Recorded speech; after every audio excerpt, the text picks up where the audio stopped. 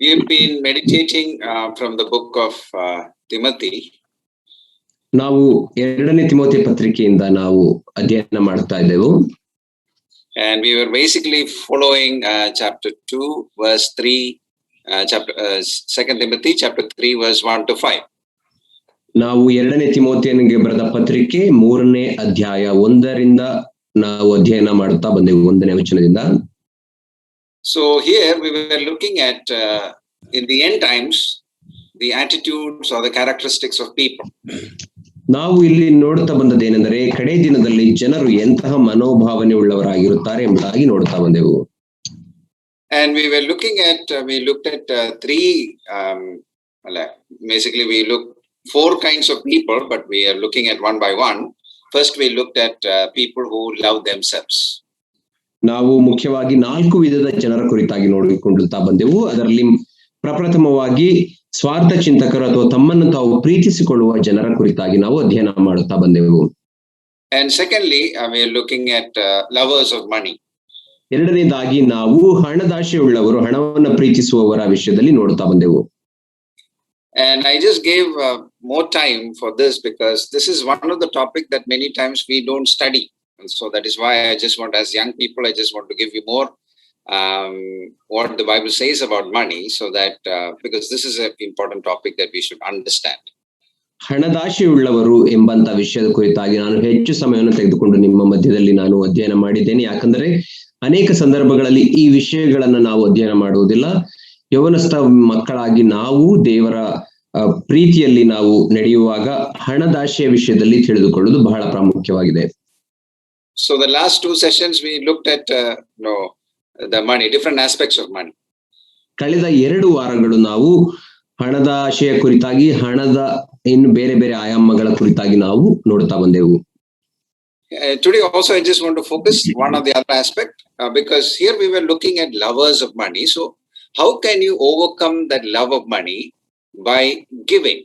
So I'll be focusing on Christian giving. ನಾನು ಈ ದಿನ ಇನ್ನೊಂದು ಪ್ರಾಮುಖ್ಯವಾದ ವಿಷಯದ ಸಂಗತಿಯ ಕುರಿತಾಗಿ ನಿಮ್ಮೊಟ್ಟಿಗೆ ಹಂಚಿಕೊಳ್ಳಲಿಕ್ಕೆ ಬಯಸುತ್ತೇನೆ. ಏನಂದ್ರೆ ಹಣದಾಶೆಯುಳ್ಳವರಾಗಿರುವಾಗ ನಾವು ಅದನ್ನ ಮೀರಿ ಹಣದಾಶೆಯನ್ನ ಮೆಟ್ಟಿ ನಿಲ್ಲುವುದು ಹೇಗೆ ಎಂಬುದಾಗಿ ನಾವು ನೋಡುತ್ತಾ ಬಂದೆವು. ಅದಕ್ಕಿರುವಂತ ಒಂದು ಪರಿಹಾರ ಏನಂದ್ರೆ ಹಣದಾಶೆ ಇಲ್ಲದವರಾಗಿರುವ ಹಾಗೆ ಕ್ರೈಸ್ತೀಯ ಕೊಡುವುದು ಅಥವಾ ನಮ್ಮ ಹಣವನ್ನ ಕೊಡುವುದರ ಕುರಿತಾಗಿ ಈ ದಿನ ನಾನು ಅಧ್ಯಯನ ಮಾಡಲಿಕ್ಕೆ ಬಯಸುತ್ತೇನೆ. We looked at yesterday, last week we looked little bit about giving. Why we give? Because it is going to be accounted in our own account. That we looked at that. ನಾವು ಕಳೆದ ವಾರ ನೋಡಿಕೊಂಡೆವು ಯಾಕೆ ನಾವು ಹಣವನ್ನ ನಾವು ಕೊಡುವವರಾಗಿರಬೇಕು ಅಂದರೆ ಆ ಕೊಡುವುದು ನಮ್ಮ ಅಕೌಂಟ್ಗಳಿಗೆ ಜಮಾ ಆಗುವುದರಿಂದ ನಾವು ಕೊಡುವವರಾಗಿರಬೇಕು ಎಂಬುದಾಗಿ ನೋಡಿಕೊಂಡಿದ್ದೆವು. So today I just want to, because as young people many times we fail to give. ಈ ದಿನ ನಾನು ನೋಡಿಕೊಳ್ಳಲಿಕ್ಕೆ ಬಯಸುವುದೇನೆಂದರೆ ಯೌವನಸ್ಥ ಮಕ್ಕಳಾಗಿ ನಾವು ಅನೇಕ ಸಂದರ್ಭದಲ್ಲಿ ಕೊಡುವುದರಲ್ಲಿ ಸೋಲುತ್ತೇವೆ. Okay, before going into that, I just want your feedback. Maybe some of you can unmute your mic and then share. What are some of the reasons why believers don't give? ನಾನು ಮುಂದಕ್ಕೆ ಹೋಗುವುದಕ್ಕಿಂತ ಮುಂಚೆ ನಿಮ್ಮೆಲ್ಲರಲ್ಲಿ ಕೇಳಿಕೊಳ್ಳುವುದೇನೆಂದರೆ ನೀವು ನಿಮ್ಮ ಮೈಕ್ಗಳನ್ನ unmute ಮಾಡಿ ನಿಮಗೆ ಅನ್ನಿಸುವಂತಹ ಸಂಗತಿಗಳ ನಿಮ್ಮ ಅಭಿಪ್ರಾಯಗಳನ್ನು ತಿಳಿಸಬೇಕು. ಯಾಕೆ ಕ್ರೈಸ್ತರು ಕೊಡುವುದರಲ್ಲಿ ಸೋಲುತ್ತಾರೆ? What are some of the reasons or what are some of the issues why we are not giving? ಕಾರಣಗಳೇನು? ಯಾಕೆ ನಾವು ಕೊಡದಿರಲಿಕ್ಕೆ ಇರುವಂತಹ ಮುಖ್ಯವಾದ ಕಾರಣಗಳೇನು?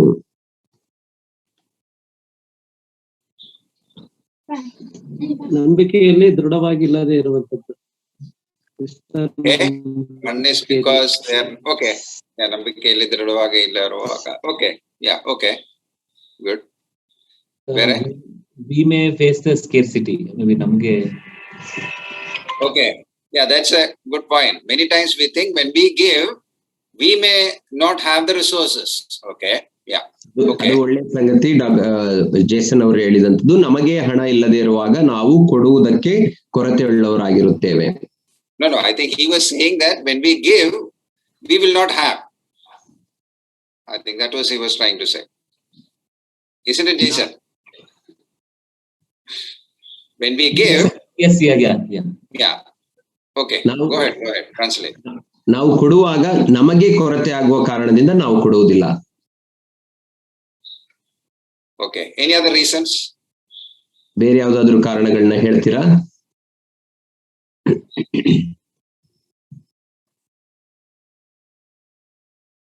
Okay. Now We are not. Yeah, go ahead. Yeah, we are not being taught about giving, uncle, properly. That's why we may fail to give sometimes. Okay, that is true. Many times we hardly talk about money. Yes. Because, for example, if the evangelists talk about money, people think, okay, he needs money, that is why he's teaching. So evangelists normally don't teach money. And others also don't. Yeah. ಕೊಡುವುದರ ವಿಷಯದಲ್ಲಿ ನಮಗೆ ಬೋಧನೆ ಸಿಕ್ಕದೇ ಇರುವುದರಿಂದ ಅಥವಾ ಯಾರು ಮಾತಾಡೋದಿಲ್ಲ. ಒಂದು ವೇಳೆ ಸೇವಕರು ಕೊಡುವುದರ ವಿಷಯದಲ್ಲಿ ಮಾತನಾಡುವಾಗ ಜನರು ಏನ್ ಅನ್ಕೊಳ್ತಾರೆ ಅಂದ್ರೆ ಅವರಿಗೆ ಹಣದ ಅವಶ್ಯಕತೆ ಇರೋದ್ರಿಂದ ಅವರು ಕೊಡುವುದರ ವಿಷಯದಲ್ಲಿ ಮಾತನಾಡ್ತಿದ್ದಾರೆ ಎಂಬುದಾಗಿ ಯೋಚಿಸ್ತಾರೆ. Okay, now just want to look into that because this is a very important aspect, because this is one of the way we are overcoming the love of money. ನಾವು ಆ ವಿಷಯದ ಕುರಿತಾಗಿ ನಾವು ನೋಡಿಕೊಳ್ಳೋಣ. ಇದು ಕೊಡುವುದು ಅತ್ಯಂತ ಪ್ರಾಮುಖ್ಯವಾದದ್ದು. ಯಾಕಂದ್ರೆ ನಾವು ಹಣದಾಶೆಯಿಂದ ಹೊರಬರಬೇಕಾದರೆ ಕೊಡುವುದರ ವಿಷಯದಲ್ಲಿ ಸರಿಯಾಗಿ ತಿಳಿದುಕೊಳ್ಳಬೇಕು. Okay, now when you look about money management, there are three important components in that. ನಾವು ಒಂದು ಹಣವನ್ನ ನಾವು ಸರಿಯಾಗಿ ಆಡಳಿತ ಮಾಡಬೇಕಾದರೆ, ಅದನ್ನ ಮ್ಯಾನೇಜ್ ಮಾಡಬೇಕಾದ್ರೆ ಅದಕ್ಕೆ 3 ಅತ್ಯಂತ ಪ್ರಾಮುಖ್ಯವಾದ ಸಂಗತಿಗಳುಂಟು. One, we looked at that, making money, how you can make money or earn money. ಕಳೆದ ವಾರ ನಾವು ನೋಡಿಕೊಂಡೆವು ಮೊದಲನೇ ವಿಷಯ ಏನಂದ್ರೆ ಹಣವನ್ನ ಗಳಿಸುವುದು ಹೇಗೆ ಎಂಬುದಾಗಿ. And then the other aspect is managing the money.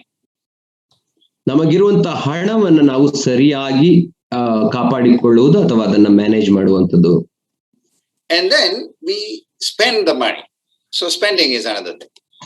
ಮತ್ತು ನಮಗಿರುವಂತಹ ಹಣವನ್ನ ಸರಿಯಾಗಿ ನಾವು ಖರ್ಚು ಮಾಡುವುದು. Okay. So we look into that, and sometimes these are the 3 attitudes we see in the scriptures. About 3 examples I just want to highlight very fast, where people are handling their money. ಈ 3 ಪ್ರಾಮುಖ್ಯವಾದ ವಿಷಯಗಳನ್ನ ನಾವು ನೋಡುತ್ತೇವೆ ಜನರು ತಮ್ಮ ಹಣವನ್ನ ಅವರು ನಿರ್ವಹಿಸುವ ವಿಷಯದಲ್ಲಿ ನಾವು ಬರುವಾಗ. Okay, now let's somebody can just read Luke chapter 15 verse 14. ಯಾರಾದ್ರೂ ದಯಮಾಡಿ ಲೂಕನ ಸುವಾರ್ತೆ 15ನೇ ಅಧ್ಯಾಯ 14ನೇ ವಚನವನ್ನು ಓದಬೇಕೆಂಬುದಾಗಿ ನಾನು ಕೇಳಿಕೊಳ್ಳುತ್ತೇನೆ. Luke somebody else can also take the next verse so that we will save time. Luke chapter 12 verse 18 and 19 somebody can take, and another person can take Matthew chapter 26 verse 6 to 13. ಬೇರೆ ಯಾರಾದರೂ ಹಾಗೆ ಲೂಕ 12ನೇ ಅಧ್ಯಾಯ 18ನೇ ವಚನ 19ನೇ ವಚನ, ಇನ್ನು ಒಬ್ಬರು ಮತ್ತಾಯ 26ನೇ ಅಧ್ಯಾಯ 6ರಿಂದ 13ನೇ ವಚನಗಳನ್ನು ತೆಗೆದಿಟ್ಟುಕೊಳ್ಳಬೇಕೆಂಬುದಾಗಿ ನಾವು ಸಮಯವನ್ನು ಉಳಿಸಬಹುದು. ಹೀಗೆ ಅವನು ಎಲ್ಲಾ ಹಾಳು ಮಾಡಿಕೊಂಡ ಮೇಲೆ ಆ ದೇಶದಲ್ಲೆಲ್ಲ ಘೋರವಾದ ಬರ ಬಂದು ಏನೂ ಗತಿ ಇಲ್ಲದವನಾದನು. Okay, now we know the story. The background is about the prodigal son. ನಮಗೆ ಈ ಒಂದು ಕಥೆಯ ಹಿನ್ನೆಲೆ ಗೊತ್ತು. ಈ ಕಥೆಯ ಹಿನ್ನೆಲೆ ಯಾವುದಂದ್ರೆ ತಪ್ಪಿ ಹೋದ ಮಗನ ಕತೆ. We see that he got everything that he had from his father and went to enjoy his life. ನಾವು ನೋಡಿಕೊಳ್ಳುತ್ತೇವೆ ಏನಂದರೆ ಆತನು ತನಗೆ ಬರಬೇಕಾದದ್ದನ್ನೆಲ್ಲ ತನ್ನ ತಂದೆಯಿಂದ ಹೊಂದಿಕೊಂಡು ಅದನ್ನ ಖರ್ಚು ಮಾಡುವುದಕ್ಕೆ ಅಥವಾ ಕಳೆಯುವುದಕ್ಕೆ ಹೊರಟನು. And then he enjoyed his life using his money by spending the money for various things he wanted. ಆತನು ತನ್ನ ಬಳಿ ಸಿಕ್ಕಿದಂತಹ ಹಣವನ್ನ ತಾನು ಮೋಜು ಮಾಡುವುದಕ್ಕಾಗಿ ಉಪಯೋಗಿಸಿ ತನಗಿದ್ದಂತ ಹಣವನ್ನೆಲ್ಲ ಕಳೆದು ಬಿಟ್ಟನು. So here is one of the ways, he is spending all the money that you have for the present. ಹೀಗೆ ನಾವು ಹಣವನ್ನ ಕಳೆಯಬಹುದು. ಏನಂದರೆ ನಮಗಿರುವಂತಹ ಈ ವಾಸ್ತವ ಅಥವಾ ಸದ್ಯದ ಪರಿಸ್ಥಿತಿಗೋಸ್ಕರ ಎಲ್ಲ ಹಣವನ್ನ ಖರ್ಚು ಮಾಡಿಬಿಡುವುದು. He is not concerned about anything. He just uses whatever he earns, he just finishes it off. ಆತನಿಗೆ ಬೇರೆ ಯಾವ ವಿಷಯದಲ್ಲಿಯೂ ಚಿಂತೆ ಇಲ್ಲ. ತಾನು ಗಳಿಸುವಂತದನ್ನೆಲ್ಲ, ತಾನು ಸಂಪಾದಿಸುವಂತದನ್ನೆಲ್ಲ ಆಗಲೇ ಕಳೆದು ಬಿಡುತ್ತಾನೆ. So what happens is, these kind of people who spends on what they get is that they will not have any resources to use. ಈ ರೀತಿಯಾದಂತ ಜನರು ತಮಗೆ ತಾವು ಸಂಪಾದಿಸಿದ ಹಣವನ್ನೆಲ್ಲ ಕಳೆದು ಬಿಡುವಂತ ಜನರಿಗೆ ಏನಾಗುತ್ತದೆ ಅಂದರೆ ಮುಂದೆ ಅವರಿಗೆ ಕೂಡಿಸಿಟ್ಟುಕೊಳ್ಳಲಿಕ್ಕಾಗಲಿ ಸಂಪನ್ಮೂಲಕ್ಕಾಗಲಿ ಹಣ ಇರುವುದಿಲ್ಲ. Okay, now the second aspect is those people who save money. ಎರಡನೇದಾಗಿ ನಾವು ನೋಡುವಾಗ ಹಣವನ್ನ ಕೂಡಿಸಿಡುವಂತ ಜನರ ಕುರಿತಾಗಿ. Okay, Luke chapter 12 verse 18 and 19, somebody can read. ಲೂಕ 12ನೇ ಅಧ್ಯಾಯ 18-19ನೇ ವಚನವನ್ನ ಯಾರಾದರೂ ಓದಬೇಕಾಗಿ ಕೇಳಿಕೊಳ್ಳುತ್ತೇನೆ. ನನ್ನ ಕಣಜಗಳನ್ನು ಕೀಳಿಸಿ ಅವುಗಳಿಗಿಂತ ದೊಡ್ಡ ಕಣಜಗಳನ್ನು ಕಟ್ಟಿಸುವೆನು. ಅಲ್ಲಿ ನನ್ನ ಎಲ್ಲಾ ದವಸ ಧಾನ್ಯಗಳನ್ನು ಸರಕುಗಳನ್ನು ತುಂಬಿಟ್ಟು ನನ್ನ ಜೀವಾತ್ಮಕ್ಕೆ ಜೀವವೇ ಅನೇಕ ವರ್ಷಗಳಿಗೆ ಬೇಕಾದಷ್ಟು ಸರಕು ನಿನಗೆ ಬಿದ್ದದೆ, ಶ್ರಮಿಸಿಕೋ, ಊಟ ಮಾಡು, ಕುಡಿ, ಸುಖಪಡು ಎಂದು ಹೇಳುವನು ಅಂದುಕೊಂಡೆನು. Okay, here is a person who is saving the money. ಇಲ್ಲಿರುವಂತಹ ವ್ಯಕ್ತಿ ತನ್ನ ಹಣವನ್ನ ಆತನು ಕೂಡಿಸಿಡುತ್ತಿದ್ದಾನೆ. But here one word that we see is he is saving for himself. ಅಲ್ಲಿ ಒಂದು ವಿಷಯವನ್ನು ನಾವು ಪ್ರಾಮುಖ್ಯವಾಗಿ ನೋಡಬೇಕು, ಏನಂದ್ರೆ ಆತನು ಕೂಡಿಸಿರುತ್ತಿರುವುದು ತನಗಾಗಿ ಮಾತ್ರ. And okay, now he says, okay, drink and marry and all that. But many times those people who save, they are not even eating today. They just save for the sake of saving. And they don't spend, even when the need is there, they don't spend at all. ಇಲ್ಲಿ ನಾವು ಈ ವ್ಯಕ್ತಿಯನ್ನು ನೋಡುವಾಗ ಆತನು ತಿನ್ನು, ಕುಡಿ, ವಿಶ್ರಮಿಸಿಕೋ ಎಂಬುದಾಗಿ ಹೇಳುತ್ತಾನೆ. ಆದರೆ ಕೆಲವು ಜನರು ಏನ್ ಮಾಡ್ತಾರೆ, ತಮಗಿರುವಂತ ಅವಶ್ಯಕತೆಗಳಿಗೂ ಕೂಡ ಹಣವನ್ನ ಬಳಸದೆ ಭವಿಷ್ಯತ್ತಿಗಾಗಿ ಅದನ್ನ ಕೂಡಿಸಿಡ್ತಾರೆ. Now what happens is they are thinking, okay, maybe tomorrow I may need it, so they just keep it, so they don't use it at all. ಅವರು ಏನಂದುಕೊಳ್ಳುತ್ತಾರೆ ಅಂದರೆ, ನನಗೆ ನಾಳೆ ಹಣದ ಅವಶ್ಯಕತೆ ಇರೋದ್ರಿಂದ ಈಗ ನಾನು ಹಣವನ್ನು ಕಳೆಯುವುದಿಲ್ಲ, ಬದಲಾಗಿ ಕೂಡಿಸಿಡುತ್ತೇನೆ ಎಂಬುದಾಗಿ ನೆನೆಸುತ್ತಾರೆ. Okay, again, Matthew chapter 26 verse 6-13, we read another verse. ಮತ್ತಾಯ 26ನೇ ಅಧ್ಯಾಯ 6-13 ಯಾರಾದರೂ ಓದಬೇಕೆಂಬುದಾಗಿ ಕೇಳಿಕೊಳ್ಳುತ್ತೇನೆ.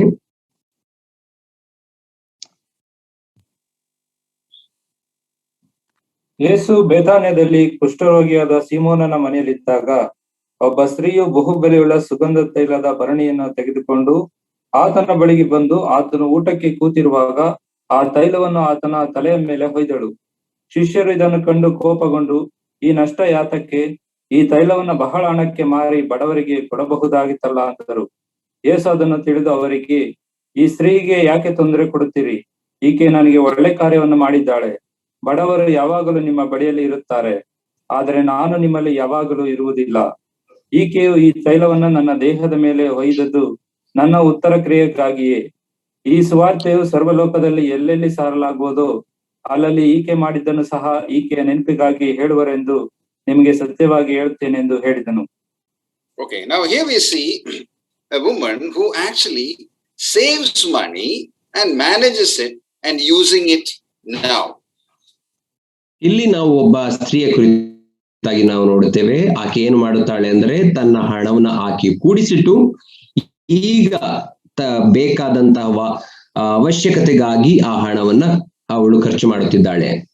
She is saving now, managing it properly. As we know that it was in those days, it was like an investment.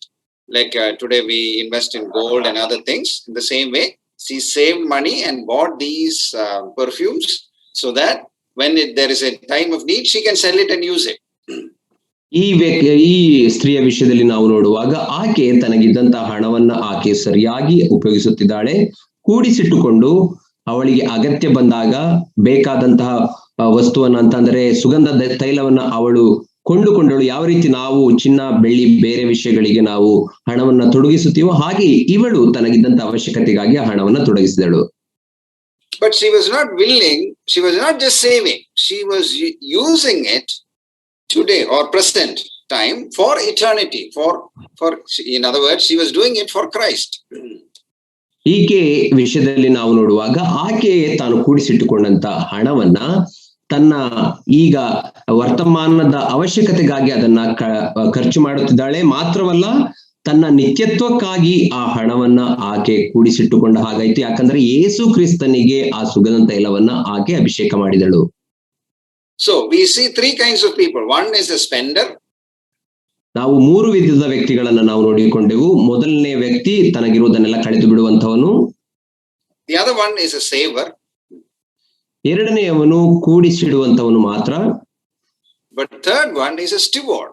He manages the money well and uses it properly. ಮೂರನೇ ವ್ಯಕ್ತಿಯ ಕುರಿತಾಗಿ ನಾವು ನೋಡುವಾಗ ಆತನು ಮನೆ ವಾರ್ತೆಯವನು. ತನ್ನ ಹಣವನ್ನ, ತನ್ನ ಬಳಿಯಲ್ಲಿರುವಂತಹ ಹಣವನ್ನ ಸರಿಯಾಗಿ ಆತನು ಉಪಯೋಗಿಸುತ್ತಿದ್ದಾನೆ.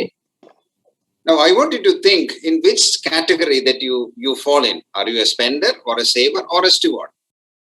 ನೀವು ಯಾವ ಈ ಮೂರು ಕ್ಯಾಟಗರಿಗಳಲ್ಲಿ ನೀವು ಬೀಳುತ್ತೀರಿ ತರಗತಿಗಳಲ್ಲಿ ಎಂಬುದಾಗಿ ಯೋಚಿಸಬೇಕೆಂಬುದಾಗಿ ನಾನು ಬಯಸುತ್ತೇನೆ. ನೀವು ಹಣವನ್ನ ಕಳೆಯುವವರ, ಹಣವನ್ನ ಕೂಡಿಸಿಡುವವರ, ಅಥವಾ ಹಣವನ್ನ ಸರಿಯಾಗಿ ಖರ್ಚು ಮಾಡುವವರ? Okay, now I just want you to just look at managing the money. ನಮ್ಮ ಹಣವನ್ನ ನಿರ್ವಹಿಸುವುದು ಹೇಗೆ ಎಂಬುದಾಗಿ ನಾವು ನೋಡಿಕೊಳ್ಳೋಣ. Because most of the time, many times we are not willing to, we don't have money to give because we don't manage the money properly. ನಾವು ಅನೇಕ ಸಂದರ್ಭಗಳಲ್ಲಿ ಕೊಡಲಿಕ್ಕೆ ನಮ್ಮ ಬಳಿಯೇ ಹಣ ಇರುವುದಿಲ್ಲ, ಯಾಕಂದ್ರೆ ನಾವು ನಮ್ಮ ಹಣವನ್ನ ಸರಿಯಾಗಿ ನಿರ್ವಹಿಸುವುದಿಲ್ಲ ಆದ ಕಾರಣ. Because we spend the money that we get. ಯಾಕಂದ್ರೆ ನಾವು ನಮಗೆ ಬರುವಂತ ಹಣವನ್ನೆಲ್ಲ ಖರ್ಚು ಮಾಡಿಬಿಡುತ್ತೇವೆ. So you need to make a distinction between, because you know that you have a limited resource, and with that limited resource, how you can meet your needs. ಆದ್ದರಿಂದ ನೀವು ಈ ಒಂದು ವ್ಯತ್ಯಾಸವನ್ನ ನಿಮ್ಮ ಜೀವಿತದಲ್ಲಿ ಸರಿಯಾಗಿ ಕಂಡುಕೊಳ್ಳಬೇಕು. ಅದೇನೆಂದರೆ, ನಿಮಗಿರುವಂತಹ ಹಣ ಅಥವಾ ಸಂಪನ್ಮೂಲ ಅದು ಮಿತವಾದದ್ದು, ಅದನ್ನ ನಾವು ಸರಿಯಾಗಿ ಬಳಸುವುದು ಎಂಬುದಾಗಿ ತಿಳಿಯಬೇಕು. So whenever you are thinking about buying something, you need to make a distinction. Is it my need or is it my want? ನೀವು ನಿಮ್ಮ ಹಣವನ್ನ ಖರ್ಚು ಮಾಡುವಾಗ ಯಾವುದಾದ್ರೂ ವಸ್ತುವನ್ನ ಖರೀದಿಸಲಿಕ್ಕೆ ನೀವು ಈ ಒಂದು ವ್ಯತ್ಯಾಸವನ್ನ ಯೋಚನೆ ಮಾಡಬೇಕು. ಏನಂದ್ರೆ, ಇದು ನನ್ನ ನಿಜವಾದ ಅಥವಾ ಇದು ನನಗೆ ಇಷ್ಟವಾದಂತ ವಸ್ತುವ ಎಂಬುದಾಗಿ ನೀವು ಸರಿಯಾಗಿ ವ್ಯತ್ಯಾಸವನ್ನ ತಿಳಿದುಕೊಳ್ಳಬೇಕು. Many times, many of the things as because we want it, as we looked at last week, because we think that by doing that we will get importance because of the things that we have. ನಾವು ಕೆಲವೊಂದು ಸಂದರ್ಭಗಳಲ್ಲಿ, ಅನೇಕ ಸಂದರ್ಭಗಳಲ್ಲಿ ಏನು ಮಾಡ್ತೇವೆ ಅಂದರೆ, ಒಂದು ವಸ್ತುವನ್ನು ಖರೀದಿಸಬೇಕಾದ್ರೆ ಅದು ನಮ್ಮ ಮೂಲಭೂತ ಅವಶ್ಯಕತೆ ಇಲ್ಲದೆ ಹೋದರೂ ಅದು ನನಗೆ ಬೇಕು, ಯಾಕಂದ್ರೆ ಅದನ್ನ ಕೊಂಡುಕೊಳ್ಳುವುದರಿಂದ ಜನರು ನನ್ನನ್ನ ಪ್ರಾಮುಖ್ಯವಾದ ವ್ಯಕ್ತಿ ಎಂಬುದಾಗಿ ನೆನೆಸಬೇಕು ಎಂಬುದಾಗಿ ನಾವು ಕೊಂಡುಕೊಳ್ಳುತ್ತೇವೆ ಎಂಬುದಾಗಿ ಕಳೆದ ವಾರ ನೋಡಿಕೊಂಡೆವು. And many times we end up in debt also because of that. ಆ ಕಾರಣದಿಂದಾಗಿ ನಾವು ಅನೇಕ ಸಂದರ್ಭಗಳಲ್ಲಿ ಸಾಲಗಾರರಾಗುತ್ತೇವೆ. Secondly, buy things for its utility than status. ಎರಡನೇದಾಗಿ, ನಮ್ಮ ವಸ್ತುಗಳನ್ನ ನಮ್ಮ ಉಪಯೋಗಕ್ಕಾಗಿ ಖರೀದಿಸುವುದು ಬದಲಾಗಿ, ನಮ್ಮ ಅಂತಸ್ತನ್ನ ತೋರಿಸುವ ಬದಲಾಗಿ ನಮ್ಮ ಅವಶ್ಯಕತೆಗಾಗಿ ಖರೀದಿಸುವುದು. I just give you one example. ಒಂದು ಉದಾಹರಣೆಯನ್ನು ನಿಮಗೆ ಕೊಡುತ್ತೇನೆ. Okay, for example, a mobile phone. ಉದಾಹರಣೆಗೆ ಒಂದು mobile phone. Okay, now you have different ranges of price for a mobile phone. ಒಂದು ಮೊಬೈಲ್ ಫೋನ್ ನ ಖರೀದಿ ಮಾಡಬೇಕಾದರೆ ಅನೇಕ ಬೆಲೆಯಲ್ಲಿ ಇರುವಂತ mobile ಫೋನ್ಗಳುಂಟು. Okay, now maybe an good Android phone, it may cost maybe, okay, we say 10,000 rupees. ಒಳ್ಳೆಯ ಒಂದು Android phone ಖರೀದಿಸಬೇಕಾದ್ರೆ ನಿಮಗೆ ಅದು ಒಂದು 10,000 ರೂಪಾಯಿ ಆಗಬಹುದು. And then you can go up to the now iPhone 12 or iPhone 13, I don't know, which may cost around 50 or 60 or 70,000 rupees. ನನಗೆ ಸಿಕ್ಕಿರುವಂತ phone ಒಂದು 12-13,000, ಅದಕ್ಕಿಂತ ಇನ್ನು ಹೆಚ್ಚಾಗಿ ಆಗಬಹುದು, 15, 16, 17, ಈ ರೀತಿ 20,000ವರೆಗೂ ಬೆಲೆ ಹೋಗಬಹುದು. No, what I'm saying is I don't know the price of this iPhone today. That is what I'm just telling. Okay. So now, why are people taking loan these iPhones? ಯಾಕೆ ಜನರು ಈ ಒಂದು ಐಫೋನ್ಗಳನ್ನ ಖರೀದಿ ಮಾಡ್ಲಿಕ್ಕಾಗಿ ಸಾಲವನ್ನ ಮಾಡುತ್ತಾರೆ? Okay, maybe you say, oh, it is a good phone. Yeah, that is true. ನೀವು ಹೇಳಬಹುದು ಅದು ಒಂದು ಒಳ್ಳೆಯ ಫೋನ್ ಆದ್ರಿಂದ ಎಂಬುದಾಗಿ, ಅದು ನಿಜ ಇರಬಹುದು. But I want you to look at the utility of it. ಆದರೆ ನೀವು ಅದರ ಅವಶ್ಯಕತೆ ಅಥವಾ ಅದರ ಉಪಯೋಗವನ್ನ ನೀವು ನೋಡಬೇಕೆಂಬುದಾಗಿ ಬಯಸುತ್ತೇನೆ. No, what are the things a phone can do? One is, okay, you can talk with that, you can take a good photograph with that. Okay, and what else? Those are some of the things that we can use a mobile phone. Mobile phone ನಾವು ಯಾಕೆ ಉಪಯೋಗಿಸ್ತೇವೆ? ಯಾಕಂದ್ರೆ ಜನರೊಟ್ಟಿಗೆ ಮಾತನಾಡಲಿಕ್ಕಾಗಿ ಅಥವಾ ಒಳ್ಳೆಯ photo ತಗೋಬಹುದು. ಈ ಒಂದು ಕಾರಣಕ್ಕಾಗಿ ನಾವು ಮುಖ್ಯವಾಗಿ ಮೊಬೈಲ್ ಫೋನ್ ಉಪಯೋಗಿಸುತ್ತೇವೆ. Even if you, okay, maybe a little bit Even if you go for little more price or Android phones, you can get all the features or good qualities than these 60,000, equally to 60 or 70,000 rupees worth of iPhone. ನೀವು ಬೇರೆ ಅತ್ಯಂತ ಹೆಚ್ಚು ಬೆಲೆಯುಳ್ಳ Android ಫೋನ್ಗಳನ್ನ ಖರೀದಿಸಬೇಕಾದ್ರೆ ಅದರ quality, ಅದರ ಗುಣಮಟ್ಟ ಕೂಡ ಉತ್ತಮ ರೀತಿಯಲ್ಲಿ ಇರಲಿ ಎಂಬುದಾಗಿ ಈ ಐಫೋನ್ಗೆ ಸರಿಸಮಾನವಾಗಿ ಒಂದು 60-70 ಸಾವಿರ ಕೊಟ್ಟು ನೀವು ಖರೀದಿಸಬಹುದು. But many times people are not buying it for that reasons. ಅನೇಕ ಸಂದರ್ಭಗಳಲ್ಲಿ ಜನರು ಆ ಕಾರಣಕ್ಕಾಗಿ ಮುಖ್ಯವಾಗಿ ಕೊಂಡುಕೊಳ್ಳುವುದಿಲ್ಲ. They want to show to the world that I have an iPhone. So that is the only reason. ಅವರು ಲೋಕಕ್ಕೆ ತೋರಿಸಬೇಕು ನನ್ನ ಬಳಿ ಒಂದು ಐಫೋನ್ ಇದೆ ಎಂಬುದಾಗಿ, ಆ ಒಂದು ಮುಖ್ಯ ಕಾರಣಕ್ಕಾಗಿ ಖರೀದಿಸುತ್ತಾರೆ. And the world will always tell, all the advertisement will say that if you don't have an iPhone, if you don't have these things, you are useless guy. So that is what the advertisement say to you. ನಾವು ಈ ಲೋಕದಲ್ಲಿ ನೋಡುವಂತಹ ಆ ಒಂದು ಪ್ರಚಾರಗಳನ್ನ ಕುರಿತಾಗಿ ನಾವು ನೋಡುವಾಗ, ನಿನ್ನ ಬಳಿಯಲ್ಲಿ ಈ ಒಂದು ಐಫೋನ್ ಇಲ್ಲದೆ ಹೋದರೆ ನೀನು ಉಪಯೋಗಕ್ಕೆ ಇಲ್ಲ, ನೀನು ಪ್ರಾಮುಖ್ಯವಾದ ವ್ಯಕ್ತಿ ಅಲ್ಲ ಎಂಬುದಾಗಿ ತೋರಿಸುತ್ತಾರೆ.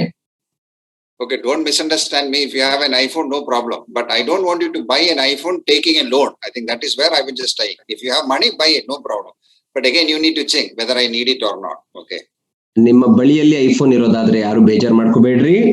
ಆದ್ರೆ ನಾನು ಹೇಳಲಿಕ್ಕೆ ಬಯಸ್ತಿರುವಂತ ಸಂಗತಿ ಏನಂದ್ರೆ, ಸಾಲ ಮಾಡಿ ಯಾವುದೇ ವಸ್ತುವನ್ನ ಖರೀದಿ ಮಾಡಬಾರದು. ನಿಮ್ಮ ಬಳಿಯಲ್ಲಿ ಐಫೋನ್ ಇರೋದಾದ್ರೆ ದೇವರಿಗೆ ಸ್ತೋತ್ರ, ಅದನ್ನು ಉಪಯೋಗಿಸಿ ಸರಿಯಾಗಿ. Okay, so anything, I'm just using one example. Buy things for their usefulness, not for your status. ಯಾವುದೇ ವಸ್ತುಗಳನ್ನ ಖರೀದಿಸಬೇಕಾದ್ರೆ ಅದರ ಉಪಯುಕ್ತತೆಗಾಗಿ ನೀವು ಅದನ್ನ ಖರೀದಿಸಬೇಕು, ಬದಲಾಗಿ ನಿಮ್ಮ ಒಂದು ಅಂತಸ್ತನ ತೋರಿಸಲಿಕ್ಕಾಗಿ ಖರೀದಿಸಬೇಡ್ರಿ. And then buy things according to your resources. ಮತ್ತು ನಿಮ್ಮ ಬಳಿಯಲ್ಲಿ ಇರುವಂತಹ ಹಣದ ಮಿತಿಗೆ ತಕ್ಕ ಹಾಗೆ ನೀವು ಆ ಒಂದು ವಸ್ತುಗಳನ್ನ ಖರೀದಿ ಮಾಡಿರಿ. Okay, and then buy what is needed only for you. ಮತ್ತು ನಿಮಗೆ ಅವಶ್ಯಕತೆ ಇರುವುದನ್ನ ಮಾತ್ರ ಖರೀದಿ ಮಾಡಿರಿ. And don't buy things impulsively. Means if you see something, if you like it, immediately don't go and buy that. ವಸ್ತುಗಳನ್ನ ಕೇವಲ ನಿಮ್ಮ ಆಶೆಗಾಗಿ, ಕಣ್ಣಿನ ಆಶೆಗಾಗಿ ನೀವು ಕೊಂಡುಕೊಳ್ಳಬೇಡ್ರಿ. ಒಂದು ವಸ್ತುವನ್ನು ನೋಡುವಾಗ ಅದು ಬೇಕು ಎಂಬಂತ ಕಾರಣಕ್ಕಾಗಿ ಕೊಂಡುಕೊಳ್ಳಬೇಡಿರಿ. Now with the Amazon and other things, there are so many things it is coming. Many times we think we are going to save money by doing that, but actually none of this is saving. It is basically expending. You are spending your money. ನಾವು ಅನೇಕ ಸಂಗತಿಗಳನ್ನು ನಾವು ನೋಡುವಂತವರಾಗಿರ್ತೇವೆ ನಮ್ಮ ಸುತ್ತ. ಈ ರೀತಿ ಮಾಡುವುದರಿಂದ ನಾನು ಹಣವನ್ನ ನಾನು ಕೂಡಿಸಿಡುತ್ತೇನೆ ಎಂಬುದಾಗಿ ನಾವು ನೆನೆಸುತ್ತೇವೆ. ಆದರೆ ಅನೇಕ ಸಂದರ್ಭಗಳಲ್ಲಿ ಆ ರೀತಿ ಆಗುವುದಿಲ್ಲ, ಬದಲಾಗಿ ನಾವು ಹಣವನ್ನೆಲ್ಲ ಖರ್ಚು ಮಾಡಿಬಿಡುತ್ತೇವೆ. Okay, now you need to control your life within your means, within your income. ನಿಮ್ಮ ಒಂದು ಜೀವಿತವನ್ನ ನಿಮ್ಮ ಆ ಒಂದು ಬರುವಂತಹ ಆ ಒಂದು ಸಂಪಾದನೆಗೆ ಮಿತಿಯಾಗಿ ನೀವು ಅದನ್ನ ಉಪಯೋಗಿಸಬೇಕು ಅಥವಾ ಖರ್ಚು ಮಾಡಬೇಕು. And then you spend what is needed, and then you will have little bit which you can save or which you can use it in the right way. ನೀವು ಸಂಪಾದಿಸಿದ ಹಣವನ್ನ ನೀವು ಬೇಕಾದಂತ ಅವಶ್ಯಕತೆಗಳಿಗೆ ನೀವು ಖರ್ಚು ಮಾಡಬಹುದು. ನಂತರ ಉಳಿಯುವುದಾದರೆ ಅದರಲ್ಲಿ ಸ್ವಲ್ಪವನ್ನ ನೀವು ಮುಂದಕ್ಕೆ ಕೂಡಿಸಿಟ್ಟುಕೊಳ್ಳಬಹುದು. In the book of Proverbs, Solomon is saying that you go to the ant, O sluggard, consider our ways and be wise, because it gathers the food for summer. ನಾವು ಜ್ಞಾನೋಕ್ತಿ 6ನೇ ಅಧ್ಯಾಯ 6ರಿಂದ 8ನೇ ವಚನದಲ್ಲಿ ನಾವು ನೋಡುವಾಗ, ಸೋಮಾರಿಯೇ, ಇರುವೆಯ ಹತ್ತಿರ ಹೋಗಿ ಅದರ ನಡವಳಿಕೆಯನ್ನು ನೋಡಿ ಜ್ಞಾನವನ್ನು ತಂದುಕೋ, ಯಾಕಂದರೆ ಅದು ತನ್ನ ತೀನಿಯನ್ನ ಕೂಡಿಸಿಟ್ಟುಕೊಳ್ಳುವುದು ಯಾಕೆ ಅಂದರೆ ಬೇಸಿಗೆ ಕಾಲಕ್ಕಾಗಿ. Okay, no, in summer it actually saves the food for that when the winter or rainy seasons comes, it can use it. That is why it is saves. ಬೇಸಿಗೆ ಕಾಲದಲ್ಲಿ ತನ್ನ ಆ ಒಂದು ಆಹಾರವನ್ನು ಕೂಡಿಸಿಟ್ಟುಕೊಳ್ಳುತ್ತದೆ, ಯಾಕಂದರೆ ಮಳೆಗಾಲ ಅಥವಾ ಚಳಿಗಾಲ ಬರುವಾಗ ಅದನ್ನು ಉಪಯೋಗಿಸಲಿಕ್ಕಾಗಿ. Okay, now here is one important principle. ಇಲ್ಲಿ ಒಂದು ಪ್ರಾಮುಖ್ಯವಾದಂತಹ ಒಂದು ಸಿದ್ಧಾಂತವಿದೆ. Now in the last week we studied about you should not put your money on this earth.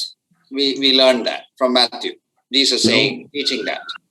ನಾವು ಕಳೆದ ವಾರ ಮತ್ತಾಯನ ಸುವಾರ್ತೆಯಲ್ಲಿ ನೋಡಿಕೊಂಡು ಯೇಸು ಕ್ರಿಸ್ತನು ಹೇಳುತ್ತಿರುವುದು ಏನೆಂದರೆ, ನೀವು ನಿಮ್ಮ ಹಣವನ್ನ ಭೂಲೋಕದಲ್ಲಿ ಗಂಟು ಮಾಡಿಟ್ಟುಕೊಳ್ಳಬೇಡಿರಿ ಎಂಬುದಾಗಿ ಆತನು ಬೋಧಿಸುವುದರ ಕುರಿತಾಗಿ ನೋಡಿಕೊಂಡೆವು. So when you save the money, is it against that principle? ನೀವು ಹಣವನ್ನ ಕೂಡಿಸಿಡುವಾಗ ಅದು ಆ ಒಂದು ನಿಯಮಕ್ಕೆ ತದ್ವಿರುದ್ಧವಾಗಿದೆಯಾ?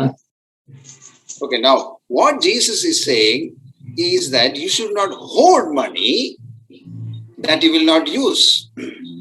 ಇಲ್ಲಿ ಯೇಸು ಕ್ರಿಸ್ತನು ಹೇಳುತ್ತಾ ಇರುವುದು ಏನೆಂದರೆ, ನಿಮ್ಮ ಹಣವನ್ನ ಕೂಡಿಸಿಟ್ಟುಕೊಂಡು ಅದನ್ನ ಉಪಯೋಗಿಸದೇ ಇರಬಾರದು ಎಂಬುದಾಗಿ. Now, for example, here it is saying, okay, go and learn from the ant. ಇಲ್ಲಿ ಹೇಳುತ್ತಾ ಇರುವಂತದನ್ನ ನಾವು ನೋಡುವಾಗ, ಹೋಗಿ ಇರುವೆ ಹತ್ತಿರ ಬುದ್ಧಿಯನ್ನ ಕಲಿ. Okay, now here it says that the ants know that the winter is coming or the rainy season is coming. So for the next rainy season or the winter season, it is gathering the food in summer and storing it for that rainy season. ಇಲ್ಲಿ ಇರುವೆಯನ್ನ ನಾವು ನೋಡುವಾಗ, ಇರುವೆಗೆ ಗೊತ್ತು ಮುಂದೆ ಮಳೆಗಾಲ ಚಳಿಗಾಲ ಬರುತ್ತದೆ ಎಂಬುದಾಗಿ. ಆದ ಕಾರಣಕ್ಕಾಗಿ ಅದು ಈಗಲೇ ಬೆಳೆ ಸಿಕ್ಕುವಾಗ ಬೇಸಿಗೆ ಕಾಲದಲ್ಲಿ ಅದನ್ನ ಕೂಡಿಸಿಟ್ಟುಕೊಳ್ಳುತ್ತಾ ಇದೆ. So it is actually looking at the coming need that it is going to have. ಇಲ್ಲಿ ಇರುವೆ ತನಗೆ ಮುಂದೆ ಬರಲಿಕ್ಕಿರುವಂತ ಅವಶ್ಯಕತೆಯನ್ನ ಅದು ಮುನ್ನೋಡಿ ಆ ಒಂದು ಊಟವನ್ನ ಸಂಗ್ರಹಿಸುತ್ತಿದೆ. And again, these ants are not saving for maybe 15 years of summer. No, it is saving for the next summer. ಇಲ್ಲಿ ನಾವು ನೋಡುವಾಗ ಇರುವೆ ಅದು ಕೂಡಿಸಿಡುತ್ತಿರುವುದು ಇನ್ನು 15 ವರ್ಷ ಬಿಟ್ಟು ಬರುವಂತಹ ಆ ಒಂದು ಮಳೆಗಾಲ ಅಥವಾ ಚಳಿಗಾಲಕ್ಕಾಗಿ ಉಪಯೋಗಿಸುವ ಎಂಬುದಾಗಿ ಅಲ್ಲ, ಬದಲಾಗಿ ಮುಂದೆ ಬರಲಿಕ್ಕಿರುವಂತಹ ಆ ಒಂದು ಚಳಿಗಾಲ ಮಳೆಗಾಲಕ್ಕಾಗಿ ಉಪಯೋಗಿಸುತ್ತಾ ಇದೆ, ಕೂಡಿಸಿಡುತ್ತಾ ಇದೆ. It is not trying to hold and store money for generations to come. No, the ant is not doing that. ಇರುವೆ ತನ್ನ ಮುಂದಿನ ಎಲ್ಲಾ ಜನಾಂಗಗಳಿಗೂ ಪೀಳಿಗೆಗಳಿಗೂ ಆಗುವ ಹಾಗೆ ಹಣವನ್ನ ಒಂದು ಕಡೆ ಕೂಡಿಸಿಡುತ್ತಿಲ್ಲ. It knows that maybe after 6 months the winter is going to come or the rainy season is going to come. For that it is saving now. ಅದಕ್ಕೆ ಗೊತ್ತು, ಇನ್ನು 6 ತಿಂಗಳ ಕಾಲದಲ್ಲಿ ಮಳೆಗಾಲ ಅಥವಾ ಚಳಿಗಾಲ ಬರುವಂತದ್ದಾಗಿದೆ. ಆದ್ದರಿಂದ ತಕ್ಷಣದ ಭವಿಷ್ಯಕ್ಕಾಗಿ ಅದು ಆಹಾರವನ್ನ ಕೂಡಿಸಿಡುತ್ತಿದೆ. In the same way we read in 1 Corinthians, like Paul is telling the Corinthians, you save regularly so that when I come, you can give that money for taking it to Jerusalem. ಅದನ್ನೇ ಕೊರಿಂಥದವರಿಗೆ ಬರೆದ ಪತ್ರಿಕೆಯಲ್ಲಿ ಪೌಲನು ಕೊರಿಂಥದವರಿಗೆ ಬೋಧಿಸುತ್ತಾನೆ. ಏನೆಂದರೆ, ನೀವು ನಿಮ್ಮ ಹಣವನ್ನ ಸತತವಾಗಿ ಸ್ವಲ್ಪವಾಗಿ ಕೂಡಿಸಿಡಿರಿ, ಯಾಕಂದ್ರೆ ನಾನು ಬರುವಾಗ ಯೆರೂಸಲೇಮಿಗೆ ಹೋಗುವಾಗ ನೀವು ಆ ಹಣವನ್ನ ನನಗೆ ಕೊಡಬಹುದು ಎಂಬುದಾಗಿ ಆತನು ಹೇಳುತ್ತಾನೆ. Now, for example, if you know that the fees need to be paid after 2 months, what you need to do? You need to save that now. ಒಂದು ವೇಳೆ ನಿಮಗೆ 2 ತಿಂಗಳ ನಂತರ ಯಾವುದಾದರೂ ಒಂದು ಫೀಸ್ ಅನ್ನ ಕಟ್ಟಬೇಕಾಗಿ ಬರುವುದಾದರೆ ನೀವೇನು ಮಾಡಬೇಕು? ಈಗಲೇ ಅದಕ್ಕಾಗಿ ಕೂಡಿಸಿಡಬೇಕು. Many times we don't do that. ಅನೇಕ ಸಂದರ್ಭಗಳಲ್ಲಿ ನಾವು ಅದನ್ನ ಮಾಡುವುದಿಲ್ಲ. We don't plan and think in that way. ನಾವು ಆ ರೀತಿ ಯೋಜನೆ ಮಾಡಿ ಯೋಚಿಸುವುದಿಲ್ಲ. We just get something, we finish it now itself. ನಾವು ನಮಗೆ ಏನಾದರೂ ಸಂಪಾದನೆ ಮಾಡುವಾಗ ಅದನ್ನ ಈಗಲೇ ಖರ್ಚು ಮಾಡಿ ಬಿಡುತ್ತೇವೆ. So look at what is going. There is an immediate need that is going to come. There is something I need to do, maybe after 2 months or 3 months or even after a year. I use my resources, planning, saving it a little bit so that when the time comes, I can use it properly. ಆದ್ರೆ ನಾವು ಭವಿಷ್ಯದ ಕುರಿತಾಗಿ ಯೋಜನೆಯನ್ನ ಮಾಡುವವರಾಗಿರಬೇಕು. ಒಂದು ವೇಳೆ 2 ತಿಂಗಳ ನಂತರ, 6 ತಿಂಗಳ ನಂತರ ಅಥವಾ 1 ವರ್ಷದ ನಂತರ ನಾನು ಹಣವನ್ನ ಯಾವುದಕ್ಕಾದರೂ ಉಪಯೋಗಿಸಬೇಕಾದರೆ ಈಗಲೇ ನನ್ನ ಹಣವನ್ನ ಸರಿಯಾಗಿ ನಿರ್ವಹಿಸುವವನಾಗಿ ಅದನ್ನ ಕೂಡಿಸಿಡುವವನಾಗಿರಬೇಕು. And even when we save it, always you need to have the willingness to give it away when God asks you to do that. ನೀವು ಆ ಹಣವನ್ನು ಕೂಡಿಸಿಡುವಾಗಲೂ ಕೂಡ ನೀವು ದೇವರು ಬಯಸುವುದಾದರೆ ಆ ಹಣವನ್ನ ಯಾರಿಗಾದ್ರೂ ಕೊಟ್ಟು ಬಿಡಬೇಕಾದರೂ ಕೂಡ ಅದಕ್ಕೂ ಸಿದ್ಧರಾಗಿ ನೀವು ಅದನ್ನ ಕೂಡಿಸಿಡಬೇಕು. We saw the woman who was saving the money, and when she saw that Jesus need to be anointed, she was willing to use that money or the perfume for that. ನಾವು ಇಲ್ಲಿ ಆ ಸ್ತ್ರೀಯ ಕುರಿತಾಗಿ ನೋಡಿಕೊಂಡೆವು. ಅವಳು ಏನು ಮಾಡುತ್ತಾ ಇದ್ದಳು? ತನ್ನ ಹಣವನ್ನ ಆಕೆ ಕೂಡಿಸಿಡುತ್ತಾ ಇದ್ದಳು. ಅವಳಿಗೆ ಗೊತ್ತಾಯಿತು ಯೇಸು ಕ್ರಿಸ್ತನಿಗೆ ನಾನು ಸುಗಂಧ ತೈಲದ ಅಭಿಷೇಕವನ್ನು ಮಾಡಬೇಕು ಎಂಬುದಾಗಿ. ಆ ಅವಶ್ಯಕತೆ ಬಂದಾಗ ತನ್ನ ಬಳಿ